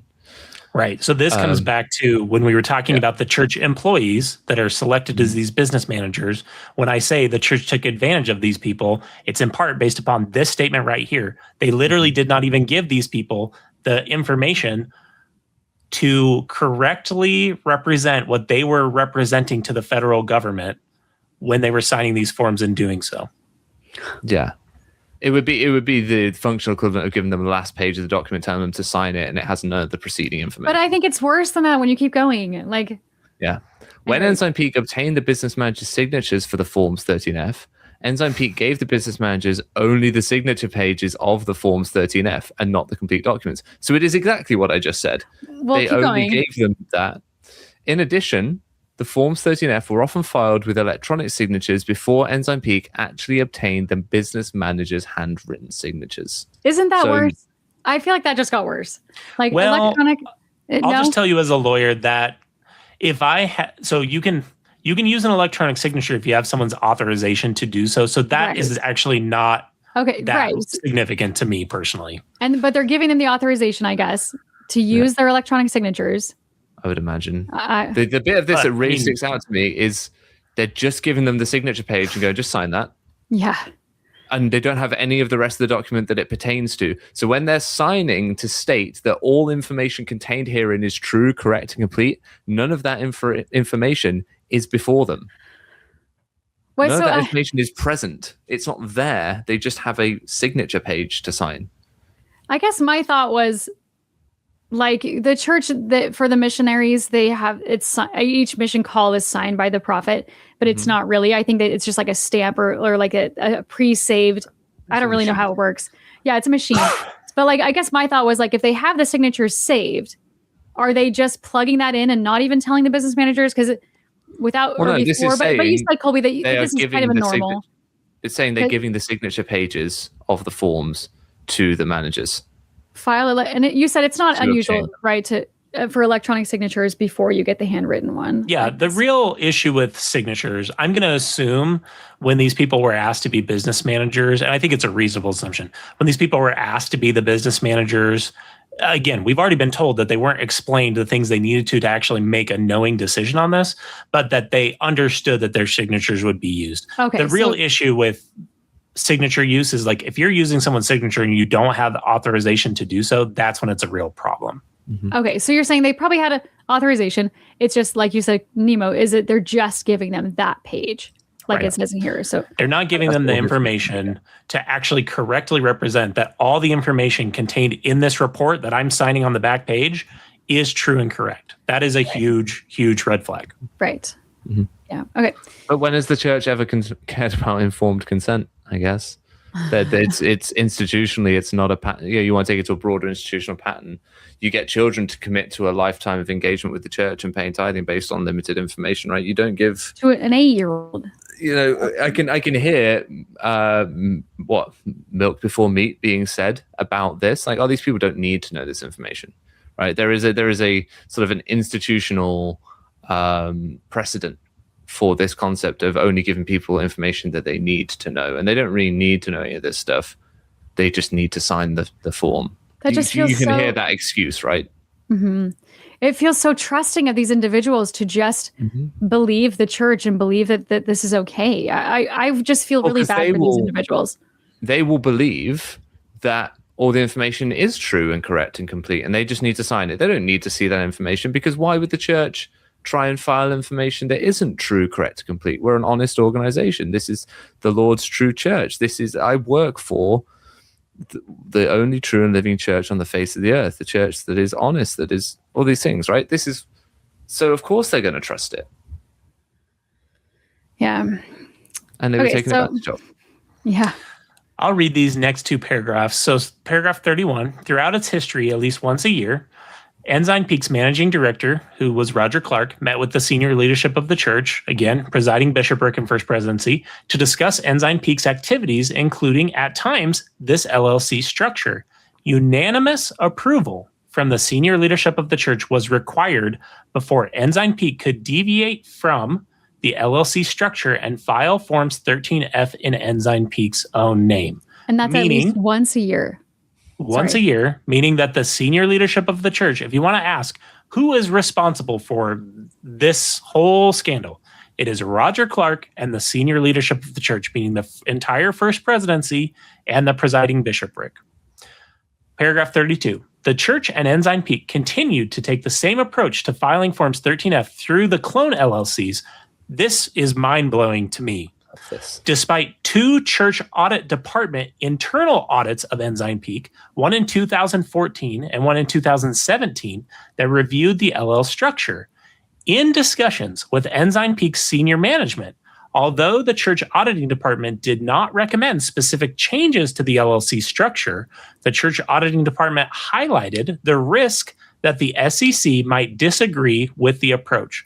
What that means is there were 2 separate times that the church auditing department says to Ensign Peak and the senior leaders of the church, once in 2014, once in 2017, the SEC isn't going to buy this. And it was not heeded. It also means that when the church auditor gets up every general conference and says, we're going to tell you that there's nothing wrong with the way we're doing the church's finances, we've reviewed everything and it complies, that they lied. I don't know another way to state it. Well, we have Mr. Jurgensen. I asked for this to be put in. This is him. And I asked for this specific year because this is his account of one of the years in which they had raised concerns. So this is for 2014, when they had gone to those 7 people and said, the SEC isn't going to buy this. We are concerned. Here's what they got up and then told the membership of the church.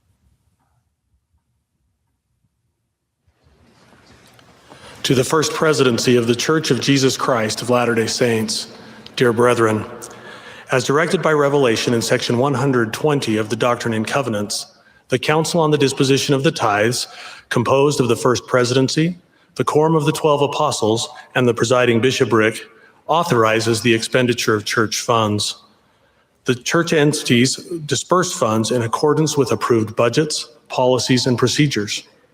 The church auditing department, which consists of credentialed professionals and is independent of all other church departments, has responsibility to perform audits for the purpose of providing reasonable assurance regarding contributions received, expenditures made, and safeguarding of church assets.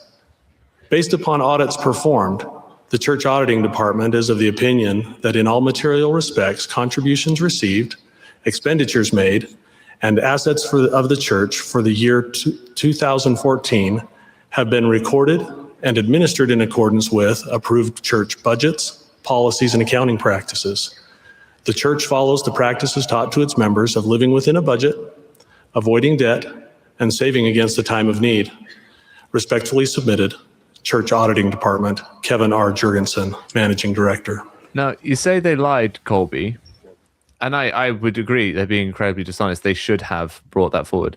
But all they say is that, yeah, we are handling our assets in accordance with approved policies, church policies, budgets, and accounting practices. We're doing these things exactly the way that we say we ought to do them. Don't worry, people. We're playing by the rules that we have set for ourselves, and we're doing it very well. Do not worry. But I think he had a moral obligation to get up there and say, we have concerns about the way the church is handling some of its savings. I think so. Well, yeah. In order for that to be in order to provide reasonable reassurance, I don't feel reassured if he's not actually mentioning the problems. Yeah. At bare minimum, so I can accept that they're not going to get up there and talk about difficulties in general conference. But at bare minimum, there should have been some disclosure to the members after this SEC order was issued. I don't understand how you can feel good about yourself as a licensed professional, because that's what a auditor would be. If you like, I'm gonna be a little strong here. Where are these men's ethics? Like, where are their ethics? Like, they have professional ethics. Roger Clarke had professional ethics. He literally taught ethics, if I believe so. He taught investing, which would have incorporated investing ethics. Where are they? Because I don't see them reflected with doing no, as you said, Nemo, reasonable assurance of the members. Like, I truly believe this SEC order, like, I could give people that Joseph Smith was a prophet, that the Book of Mormon is true scripture, that the church was actually restored by Joseph Smith. And this scandal alone is disqualifying to me of belief in the church. Well, one of my thoughts was the happiness letter where he says some things that are wrong in one circumstance could be right in another. Or like Nephi killing Laban, even though that's wrong to murder. And he's killing him for a book, by the way, which I think is ridiculous. But like, is that how they're viewing this? Like, what's, I don't know.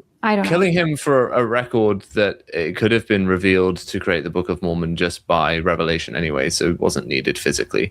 We often talk about how, wasn't it crazy that Mormon and Moroni lugged around the gold plates just for Joseph Smith not to use them? A man was killed for the books of Moses, etc., as written on brass plates that are anachronistic, but we've done an episode on that.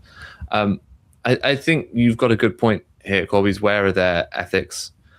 I think, to Julia's point, we see that someone like particularly D. Todd Christofferson will decry moral relativism. He will talk about it as a real big problem, and that moral relativism is not the way that we should approach life, and there are certain irrevocable laws. The church is incredibly relativistic with its morals in terms of what they will teach members and then how they will act themselves. Yeah. That moral model that you're talking about that's built into Nephi slaying Laban and the happiness letter is what's known as divine command theory morality. Whatsoever, as it's put in the happiness letter, right? Whatsoever God commands is right, regardless of what it is. Yeah. And it's dependent on circumstance. It's weird that there's actually mixed authority inside Mormonism itself. Like Nemo, you just talked about laws irrevocably decreed in heaven. That's that's actual objective morality. Objective morality. Yeah. If God himself is subject to those laws, which also the Book of Mormon recognizes. So the hilarious thing is those are two mutually exclusive models, and Mormon scripture requires you to believe in both of them depending on the scripture that we're talking about. Regardless, I flag this to just say these acts that were taken were so dishonest by the entire institution, including the church auditing department. Am I expecting them to flag this for the entire membership? Honestly, no. But I am expecting them to do their job and resolve the situation, not just look the other way. When they flagged this twice and said, we don't think the SEC is going to agree with this, they should have done more.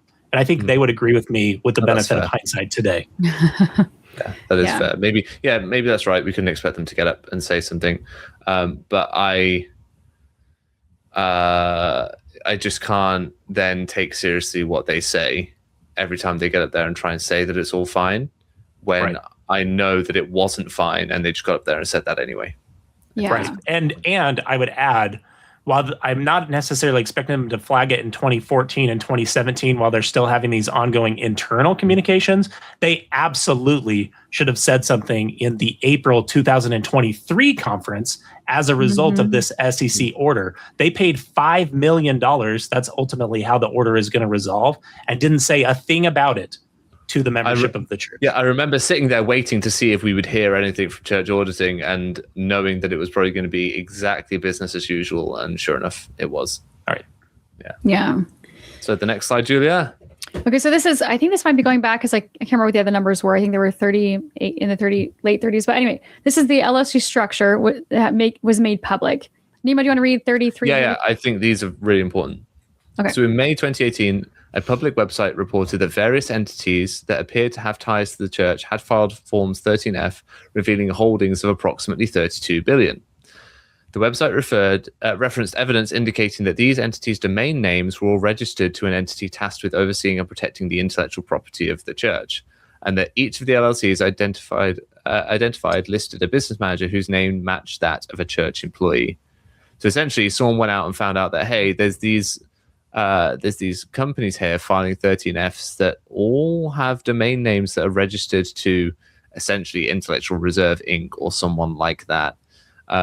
And that each of those LLCs also happens to have a business manager whose name matches a church employee. So we think maybe the church is doing something here. After the website reported this information, the filing goes on to say, or the order goes on to say, 2 business managers resigned their roles. Can I pause you for a second and say I'm almost positive this public website is Mormon Leaks. That Mormon I was Leaks going to ask. leaked this information. Okay. So with that context, go ahead. Sorry. Yeah. So after the website reported this information, 2 business managers resigned their roles, voicing concerns about what they had been asked to do. Fair enough, right? Rather than changing the LLC structure in the face of this, 2 new business managers were assigned to replace the 2 who resigned. The church paid no attention. If these 2 business managers who resigned, I would love to hear your story if you're out there and you're listening about I wonder if there's NDAs involved and things like that, and so that's maybe why some of these people haven't. That could be true. Only 2 though. That's another thing that surprised me. Of the 13, 2 of them were like, I don't really like this. But that relates to the assumption that all 13 realized that this had been uncovered and realized therefore that they've been doing something wrong. The church was keeping this so hidden from these people that some people today, it's unlikely, but some people today could still not realize that anything's gone wrong. They may be sufficiently sheltered from some of this information from the SEC order. There could be church employees right now, one of those 13, who just don't know that they were. All of a sudden, they've just been stopped. It's just stopped coming across their desk to file these forms once a year, and they're like, "Okay, cool, right? Something's changed, but whatever." When you asked about the 2 business managers wanting to hear their story, acknowledging, yes, Nemo, you're right, that there are almost certainly NDAs involved. I would just say there was a certain institution that taught me to do what is right and let the consequence follow. So I would love to hear those stories. I would love to hear them. Definitely. But does that track to you, Kolby and Julia, the idea that there could be people that filed these 13Fs who just still don't know? Well, I would say no, because they were almost certainly pulled into the SEC investigation. Anyone who's Right. acting as a business manager. Wait, so I have a question on the timeline. Okay. So this is 2018. I don't know if this 34 follows in the timeline. Is this still, do these business managers resign in 2018? It doesn't really say. Well, they resign after the website reported the information, so it's sometime after 2018. Okay, so and it's we've been before found the out. church stopped doing this in late 2019, early Okay, so- 2020. So somebody has discovered that we're tied to these. We're not really the business managers or whatever things are coming out. So these two business managers feel uncomfortable. It seems like, so they resign. Then the church just picks two new ones. Right? Is that so? And this is 2018, I would assume, right? Because after the website. Yeah, 2018, 2019, probably. Right. And then the church is still doing this in 2019. They're doing this up until February 2020, as we're going to point out. Ensign Peak continued to file Forms 13F through the clone LLCs until February 14th, 2020, when Ensign Peak filed a consolidated Form 13F for the quarter ending December 31st, 2019. And remember the timeline, what happens in late 2019, Ensign Peak is revealed to the press, to the world. Yes. Right. And their Forms 13F consolidated securities previously listed on the various Forms 13F filed in the names of the clone LLCs. Ensign Peak's first Form 13F disclosed its management of 1,659 Section 13F securities valued at approximately $37.8 billion. And that last sentence just relates to different classes or different categories of securities, some of which need to be reported, some of which don't. So when because sometimes people get confused about the numbers.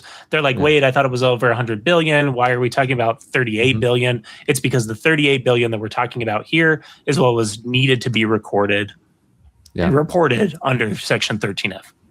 Okay. And so everything comes out in December of 2019. Wait, I had another question. I can't remember what it was, though. That was back when the church was saying that they comply with all applicable laws.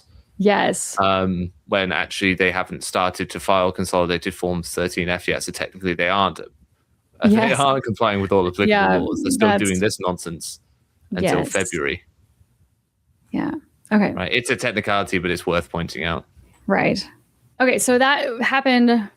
I mean, we've got it on the next slide. So it's December 14th and then December 31st. And then the church releases. And so Kolby, I wanted to say too, because the church releases this statement. So while it's not a church auditing person saying these things in conference, like they ought to, I think could have done, or in 2023 or whatever, they come up with these statements. Is that good enough? I don't know. Anyway, so maybe as we read it. So this is December 17th, 2019.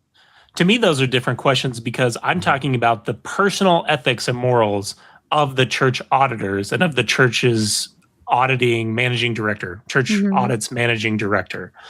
This press release, to me, is a completely separate question. Okay. Okay. So but the relevant bit is the end where it says the church complies with all applicable law governing our donations, investments, taxes, and reserves. They said that on the 17th of December.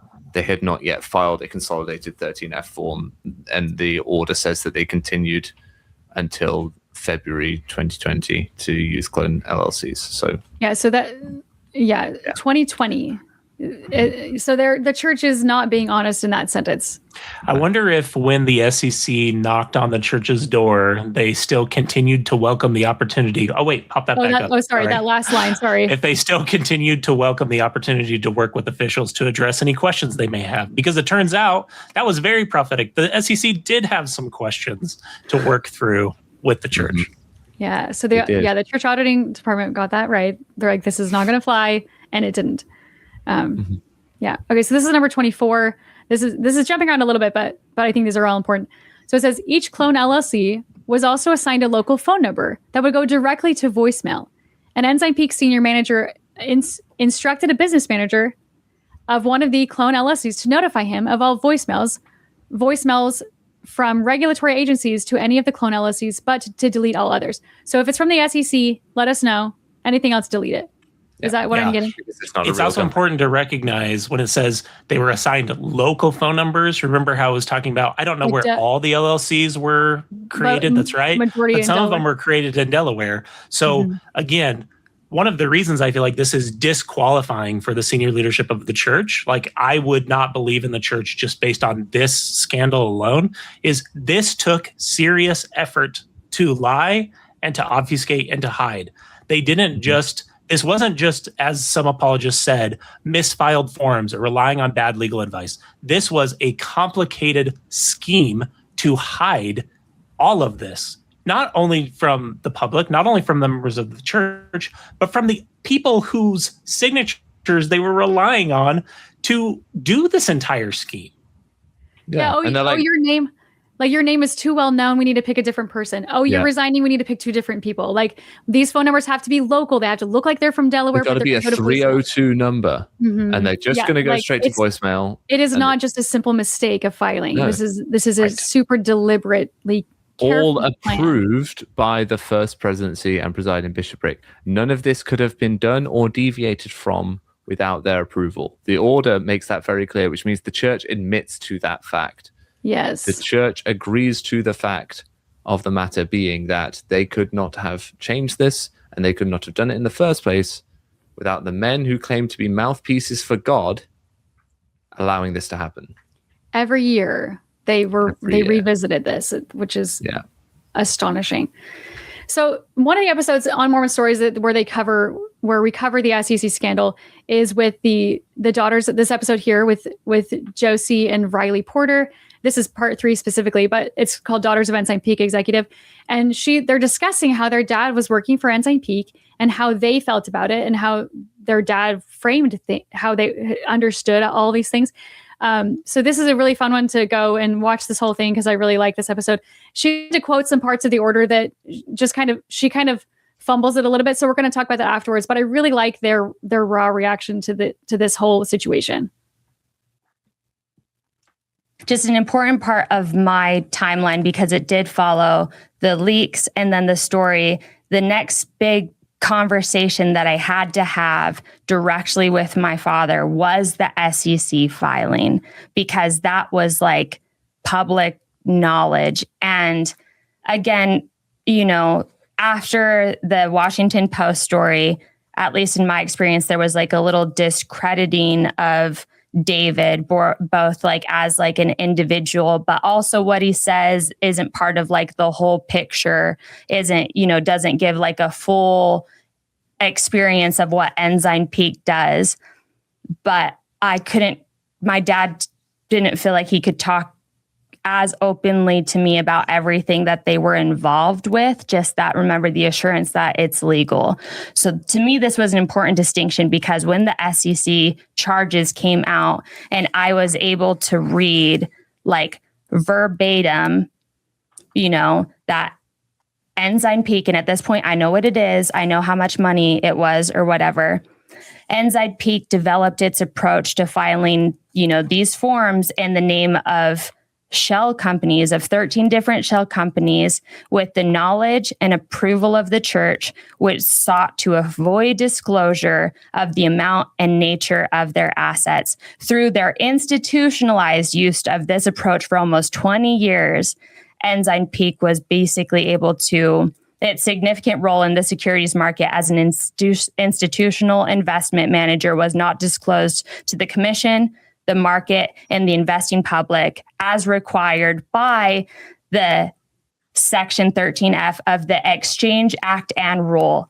And to me, like that was like a clear distinction where I was like, Dad, within the opening part of this argument, is the Exchange Act and Rule not a law? Is it not a law? Because he kept telling you that everything they're doing is legal. It's legal, Riley. It's legal. It's legal. So that's why like the SEC distinction for me was a way to say, was this not a law? And I think, and when you read the charge itself, you can tell that they were in discussions for years before this came out, right? And again, when you have a lot of money to pay those litigation fees and get things to swing your way and settle outside of court, because they definitely were not going to go into court and lose any more credit in the public opinion and in the court of public opinion, and things that you can't anticipate are going to come out during a court process. So of course they were never going to go to court.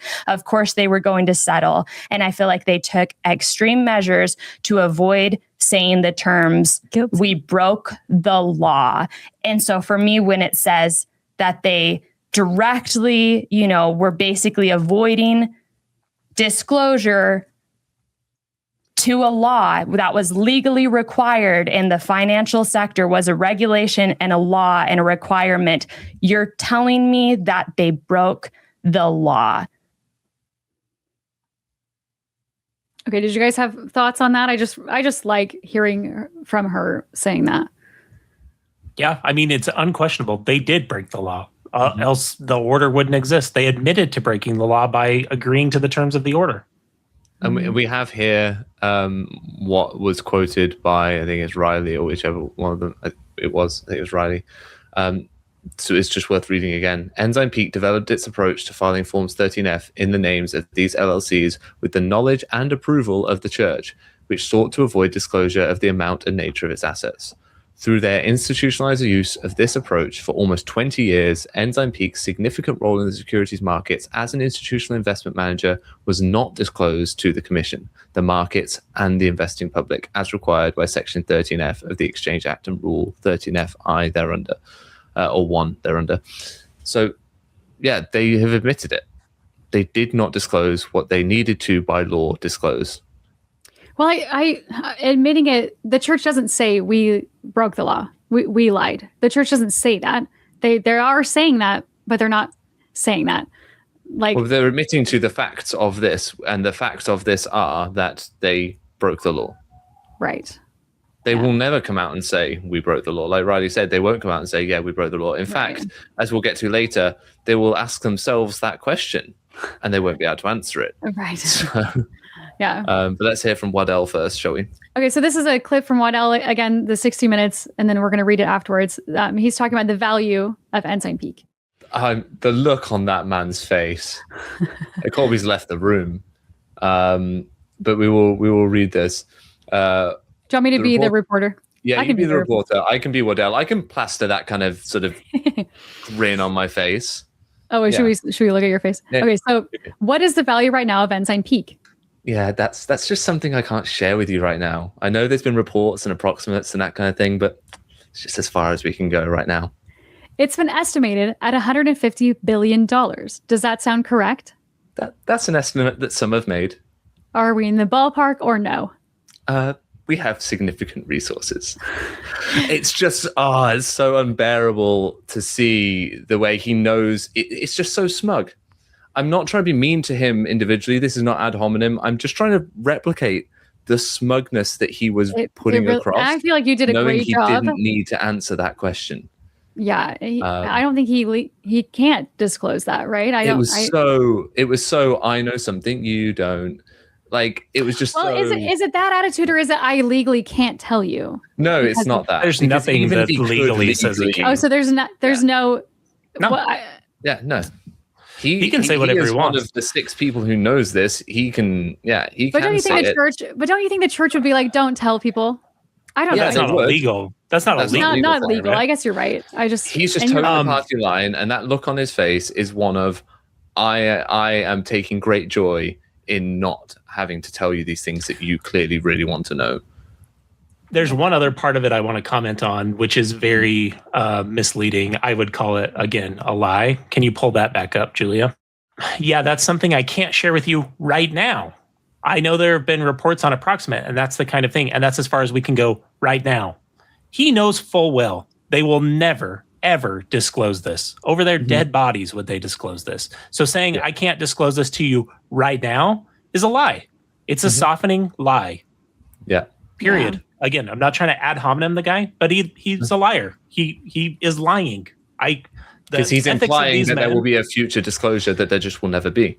Exactly. Yeah. To make it seem more reasonable. Oh, I can't share that with you right now. He has no intention to share it ever. So just come out and say that. This again comes back to our question about would it have actually damaged the membership of the church if they had just been honest from the beginning? just come out and say the truth, which is we don't share that. Or do what President Hinckley said and say, we think that belongs to the members, and then never tell the members. Like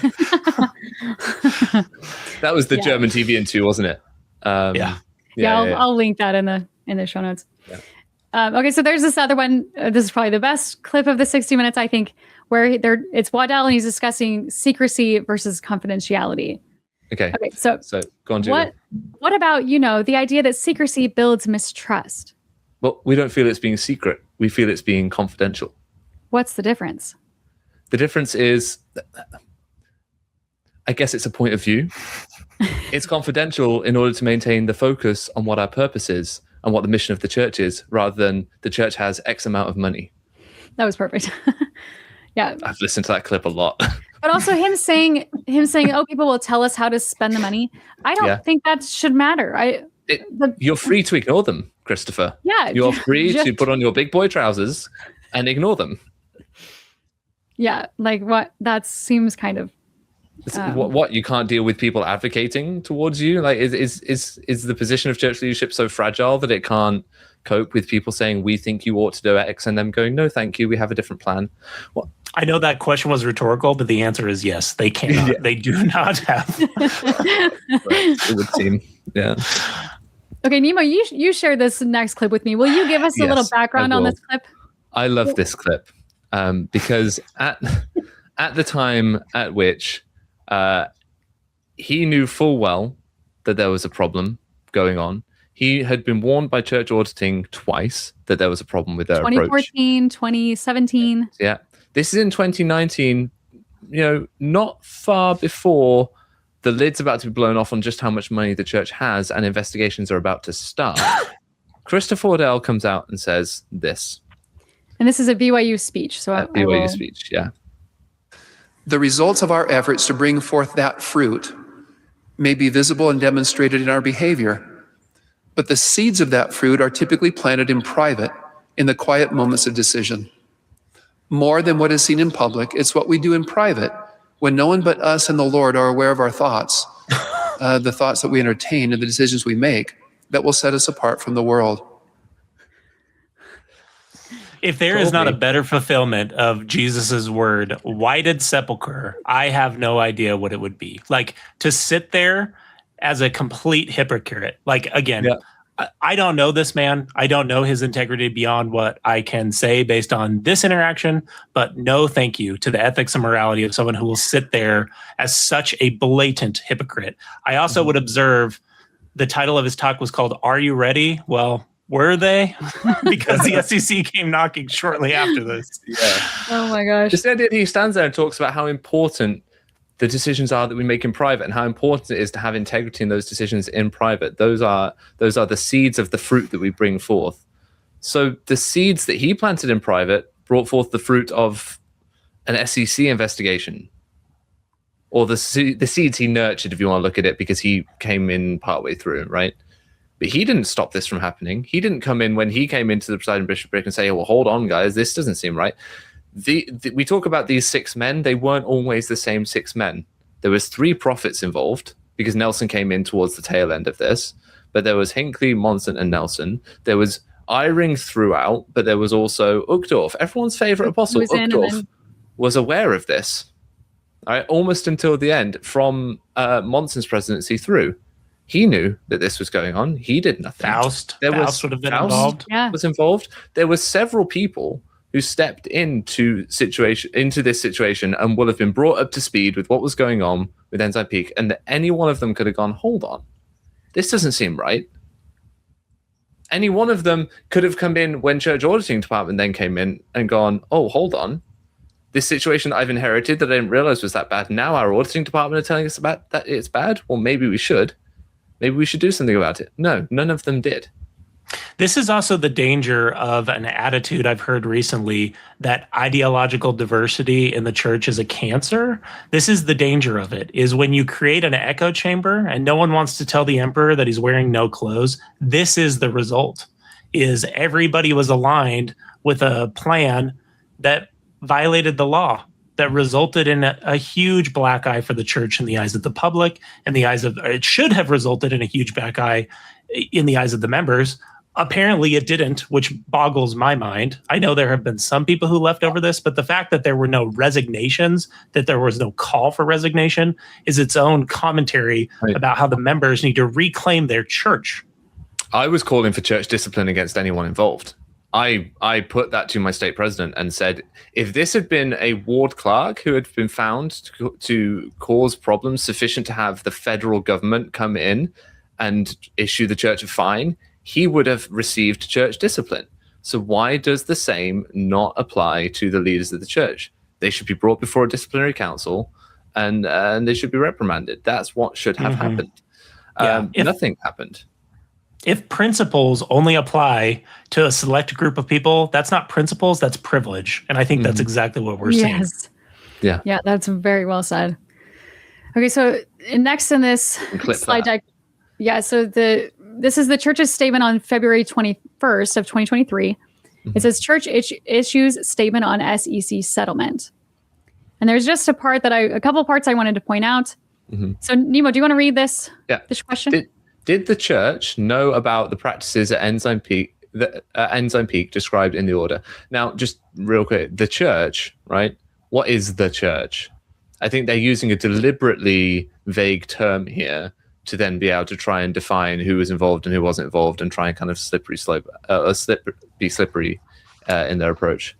The church's senior leadership, which hopefully they're using the same definition as the order, I would hope so. They received and relied upon legal counsel when it approved the use of the external companies to make the filings. Okay. Ensign Peak handled the mechanics of the filing process. The church senior leadership never prepared or filed the specific reports at issue. I love that they have this idea that members will be placated by the idea that they didn't file the 13F. They didn't go to the copier, pick them up, put them in an envelope and send them to the federal government. And because they didn't do that, therefore it's all someone else's fault. That is the implication. And it's hilarious that they think anyone would be that absurdly gullible. They're like, well, they didn't lick the stamp, so it's not their fault, I guess. We didn't prepare the reports. Like it's It's like, well, no. And when they say, even when they say Ensign Peak handled the mechanics of the filing process, as we read from the order, who signed off on? Well, who was in control of Ensign Peak? The presiding bishopric and the guy who was appointed by the first presidency. So that's like, I'm not the one who did it. It was just the guy that lives in my house. Oh, wait, they're the same person. Like the assassin I hired handled the mechanics of the murder. Cool. Yeah, he should also go to prison. But you're responsible too. Oh my gosh. Sorry. Okay, so yes, Nemo, do you want to read this? I point out that according to Gérald Caussé, who's now an apostle, but was at the time the presiding bishop, they received and relied upon the spirit of revelation when making these decisions, not just legal counsel. We've got a video that proves that. Did they try the handshake test? Because I think maybe it was the wrong spirit. Oh my God. Okay, so this one, I put this little YouTube bar down here so you could see that it was published. This video was published December 20th of 2019. So that's right. So in response to the whistleblower report. Yes. Right. Yeah. Right. Okay. It's about building a reserve of the church, and ultimately, all of those funds will be used for church purposes. So this is about preparing for the future.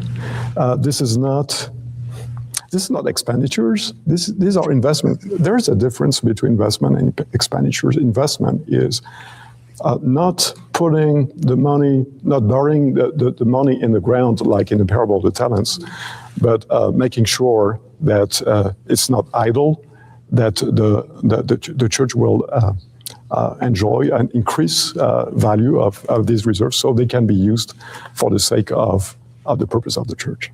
Sacred funds are managed with great care and responsibility and seriousness by the leaders of the church. We believe in inspiration and revelation. The presiding councils of the church are all in there. Of course, we use professional people and staff, and they have great talents and abilities and expertise.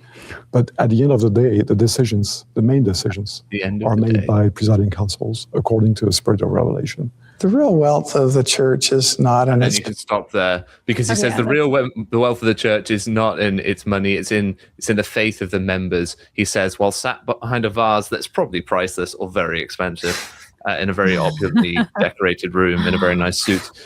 But this idea that at the end of the day, which is often a colloquial phrase to mean that ultimately these decisions are made with the spirit of prayer and revelation by the presiding council of the church. So that's what they're saying. They're trying to say in this press release something different. They're trying to blame the lawyers. They're trying to say we received and relied upon legal counsel when we did this.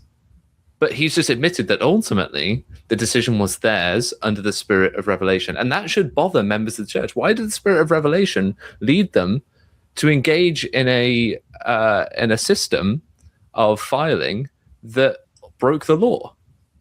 Why would the spirit of revelation lead them to break the law?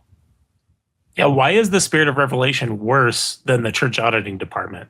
Twice. The church That's my auditing question. department, yeah, twice. Notice what the spirit of revelation didn't. Yeah. Yeah. Have we got any more from that Q&A? Because I Yes, think we're we about to do, go into my yes. favorite question. Do you want to just read this? Oh one? no, this is not. Kolby, you take this one.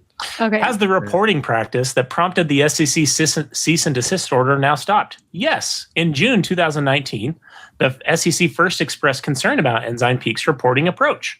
Ensign Peak adjusted its approach and began filing a single aggregated report. Since that time, 13 quarterly reports have been filed in full accordance with the SEC requirements, which means that when they issued that statement in December of 2019, I know we've already hit this point, but that it was a lie, that it was wrong when it said they comply with all laws Yes. regarding their investments. Yeah. Yeah, because they knew the SEC had concerns, and they knew, and they didn't then begin filing single aggregated reports.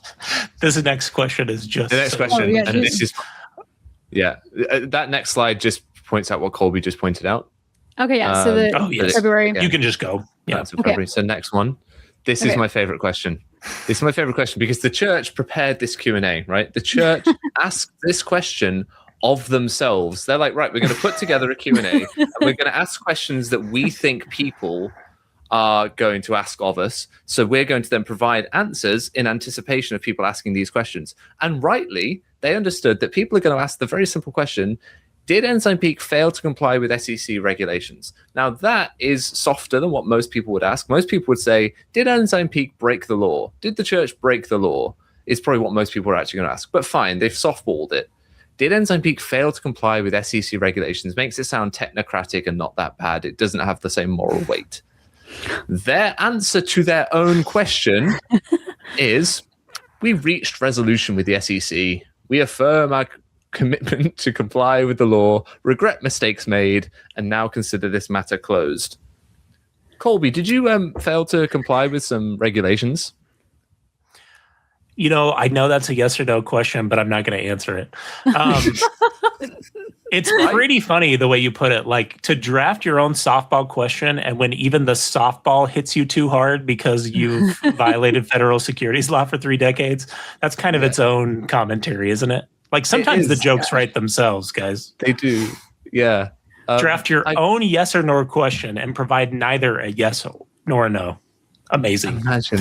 Imagine. We regret mistakes made, even though we knew about it in 2014, 2017. The church has professional public relations people, but I'm going to chalk this answer up to the spirit of revelation, I think. Yeah. Oh my gosh. Okay. So Kolby, you got some final slides. Yeah, in conclusion, Kolby, you pointed out the Deseret, I guess an article released from the Deseret News I think this is Instagram. They released, let me see what date I can't remember what date this was. It was fairly recently. It was on the 4th. On the 4th. Or around the 4th. Yeah. So they released this editorial, The First Freedom, written by Dallin H. Oaks. I'm sure he wrote it all himself and didn't have any help. Where he writes about the First Amendment and what the First Amendment means. Fair disclosure, I haven't read the article. I just saw this snippet where he says, religion strengthens our nation in the matter of honesty and integrity.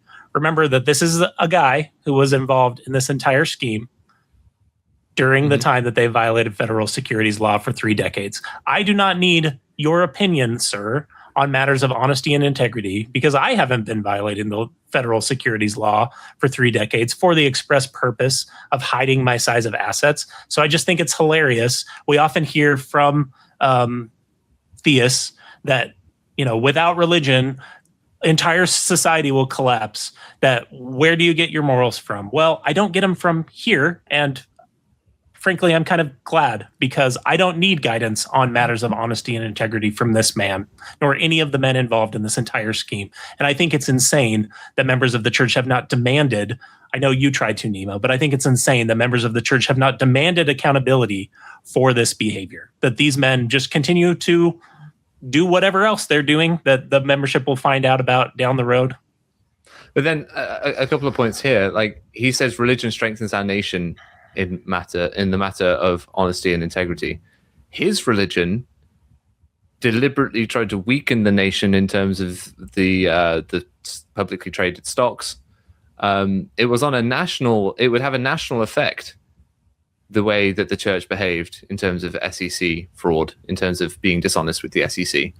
It didn't strengthen the nation, it weakened the nation, arguably in a very material way, because it undermined public trust in the stock market. It undermined the public's ability to trust who was in control of what assets at what time. So in those matters of honesty and integrity, they so utterly failed that I would argue they weakened things. Yeah.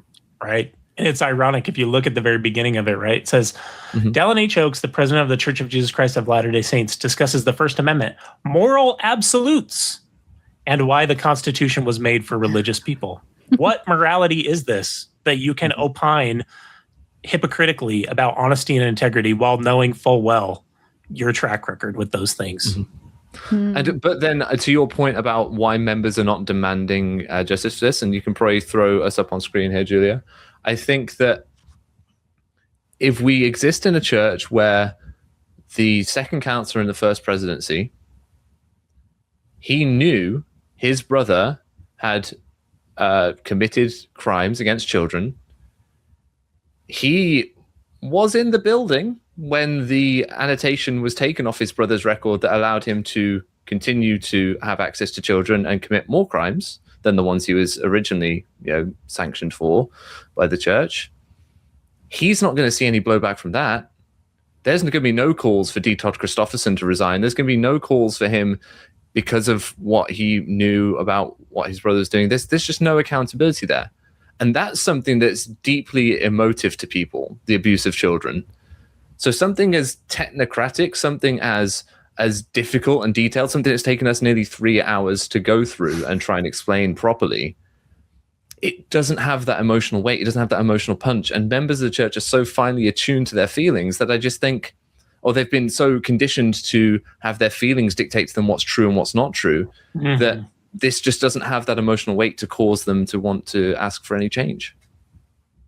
That would be my theory as to why it's only nerds like us that see this for what it is and think something should happen about it, because it takes time to work out through all the difficult language, through all the reading of the filings and whatnot, to uncover just how seriously the church violated these federal laws and just how seriously they were dishonest and lacked integrity.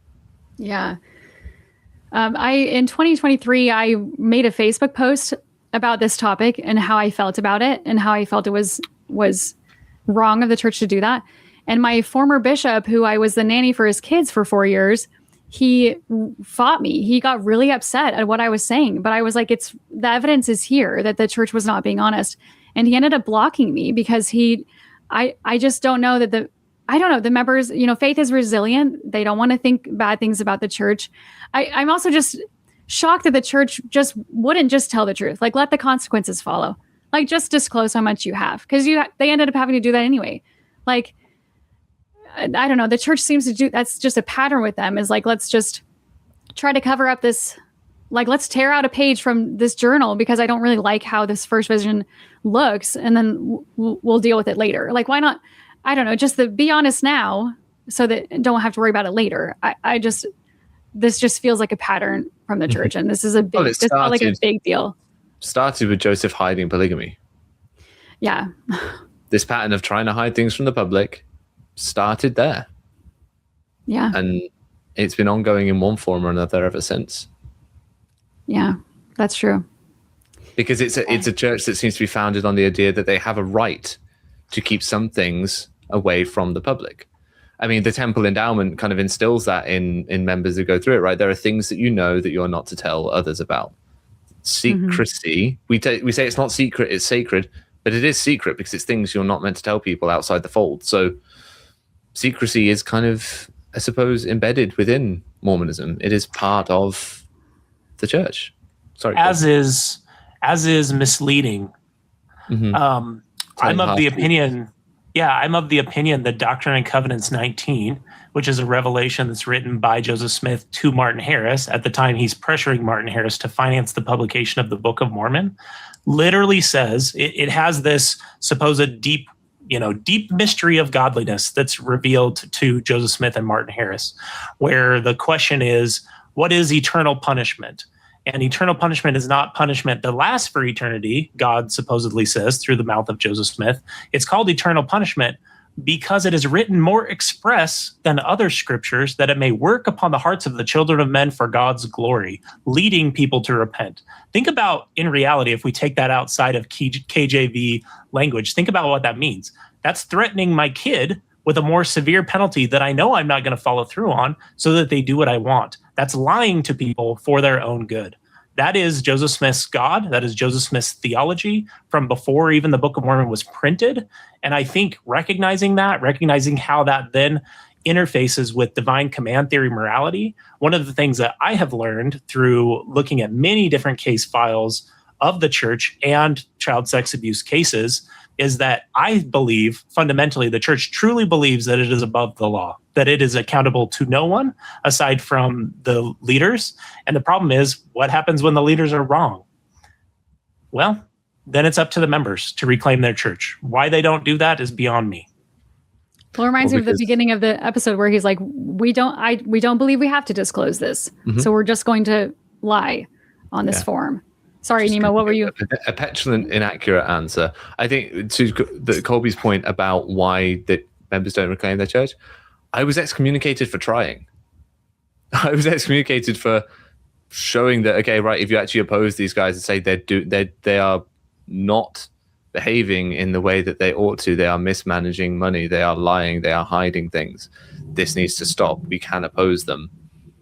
You get excommunicated eventually. Right. Yes. So not exactly the model of the body of Christ that's reflected in the New Testament, right? The church isn't. It's much more along the lines of all members are equal, but some are more equal than others. Yeah, and I've definitely written that in videos before because it is a very good way to use that Orwell quote. Definitely. Okay, Julia, take us home, or Kolby. I think that will conclude episode 80 of the LDS Discussions series. As we talked about at the beginning of today's show, this series builds upon itself sequentially. I would say this one links the most with our episode about fraud and fraud in the church and what the epistemology of the church can leave you vulnerable to. The LDS Discussion series is as best we can do. I know we've been very strong in today's episode, but I think it's very warranted based upon the facts as we evaluated them. But the LDS Discussion series is an attempt to take an objective look at Mormon Church truth claims, history, and other issues like we've done today. John feels that it's one of the most important projects the Mormon Stories podcast has ever done, and I completely agree with him. This series started with the work of a man named Mike, who has since gone on to retirement, but we are very grateful for you in joining us on today's episode. Please like and share this episode because this is an issue that I feel like has, as Julia said at the beginning of today's show, has kind of fallen off people's radar. But I think it is a very important data point to understanding how the church engages with both the members, with its own members, with the public, and where it feels it fits within the hierarchy of, public institutions or institutions that reflect towards the public. Before we get out of here, Julia and Nemo, do you want to point folks to where they can find your additional work? Yeah, I'm analyzing Mormonism on all the platforms. TikTok, YouTube, Patreon, Instagram. Yeah. As always, I'm Nemo the Mormon on all the platforms apart from MySpace. That won't get old. Unlike MySpace, I would say. And I'm Kolby Reddish. I was your host today, or one of the three hosts today. I'm not sure exactly which role is which, but you can find me on my YouTube channel, Let's Disagree, and other interesting conversations with Kolby Reddish. And I've actually got a fun idea that I'll talk to Nemo about as a follow-up episode to this episode offline that we may see on Let's Disagree. If you are a fan of Mormon history, post-Mormon history, Sunstone is a conference that is happening next weekend. I have no idea if we're actually going to air this before Sunstone, and now I'm wondering if I should even talk about this. But if you're at Sunstone, you'll be able to find Julia and myself there. Julia, you're presenting on a panel. Do you want to share what that is? Yeah, it's a panel of other ex-Mormon content creators. I don't know if ex-Mormon is how they would define themselves, but yeah, other content creators. But I'm also interviewing Tim Kosnoff, who has been on Mormon Stories a lot of times, talking about the child abuse in the church. So that'll be a really fun experience to meet him and talk to him about that. So, yeah. And then, Kolby, you're presenting. Right? I am presenting. I'm presenting a refreshed version of an episode we did on LDS Discussions, actually, that I had first done with Radio Free Mormon, called Could Joseph Smith Write or Dictate a Well-Worded Letter?, where we look at Joseph Smith's 1830 letters that are contemporary to the publication of the Book of Mormon to dispel the myth that Joseph Smith could neither write nor dictate a well-worded letter. In fact, he was very capable of remixing scriptural language together. So if that interests you, I'll probably will share the recording down the road, or check out that episode on LDS Discussions. Also, I understand that they don't live stream these. They will make the audio available afterwards, if I understand that correctly. I don't know if you understand something different, Kolby, but I think the audio can be available later, so we can link those too. Cool. So yeah, I will not be at Sunstone. Someday. I assumed someday we'll get him over here. Thank you again, folks, for joining us on today's episode of Mormon Stories Podcast, LDS Discussions series, LDS Discussion edition. Please be good to each other. Be good to each other. Be kind to each other, and we will see you on the next episode of Mormon Stories LDS Discussions edition. Bye.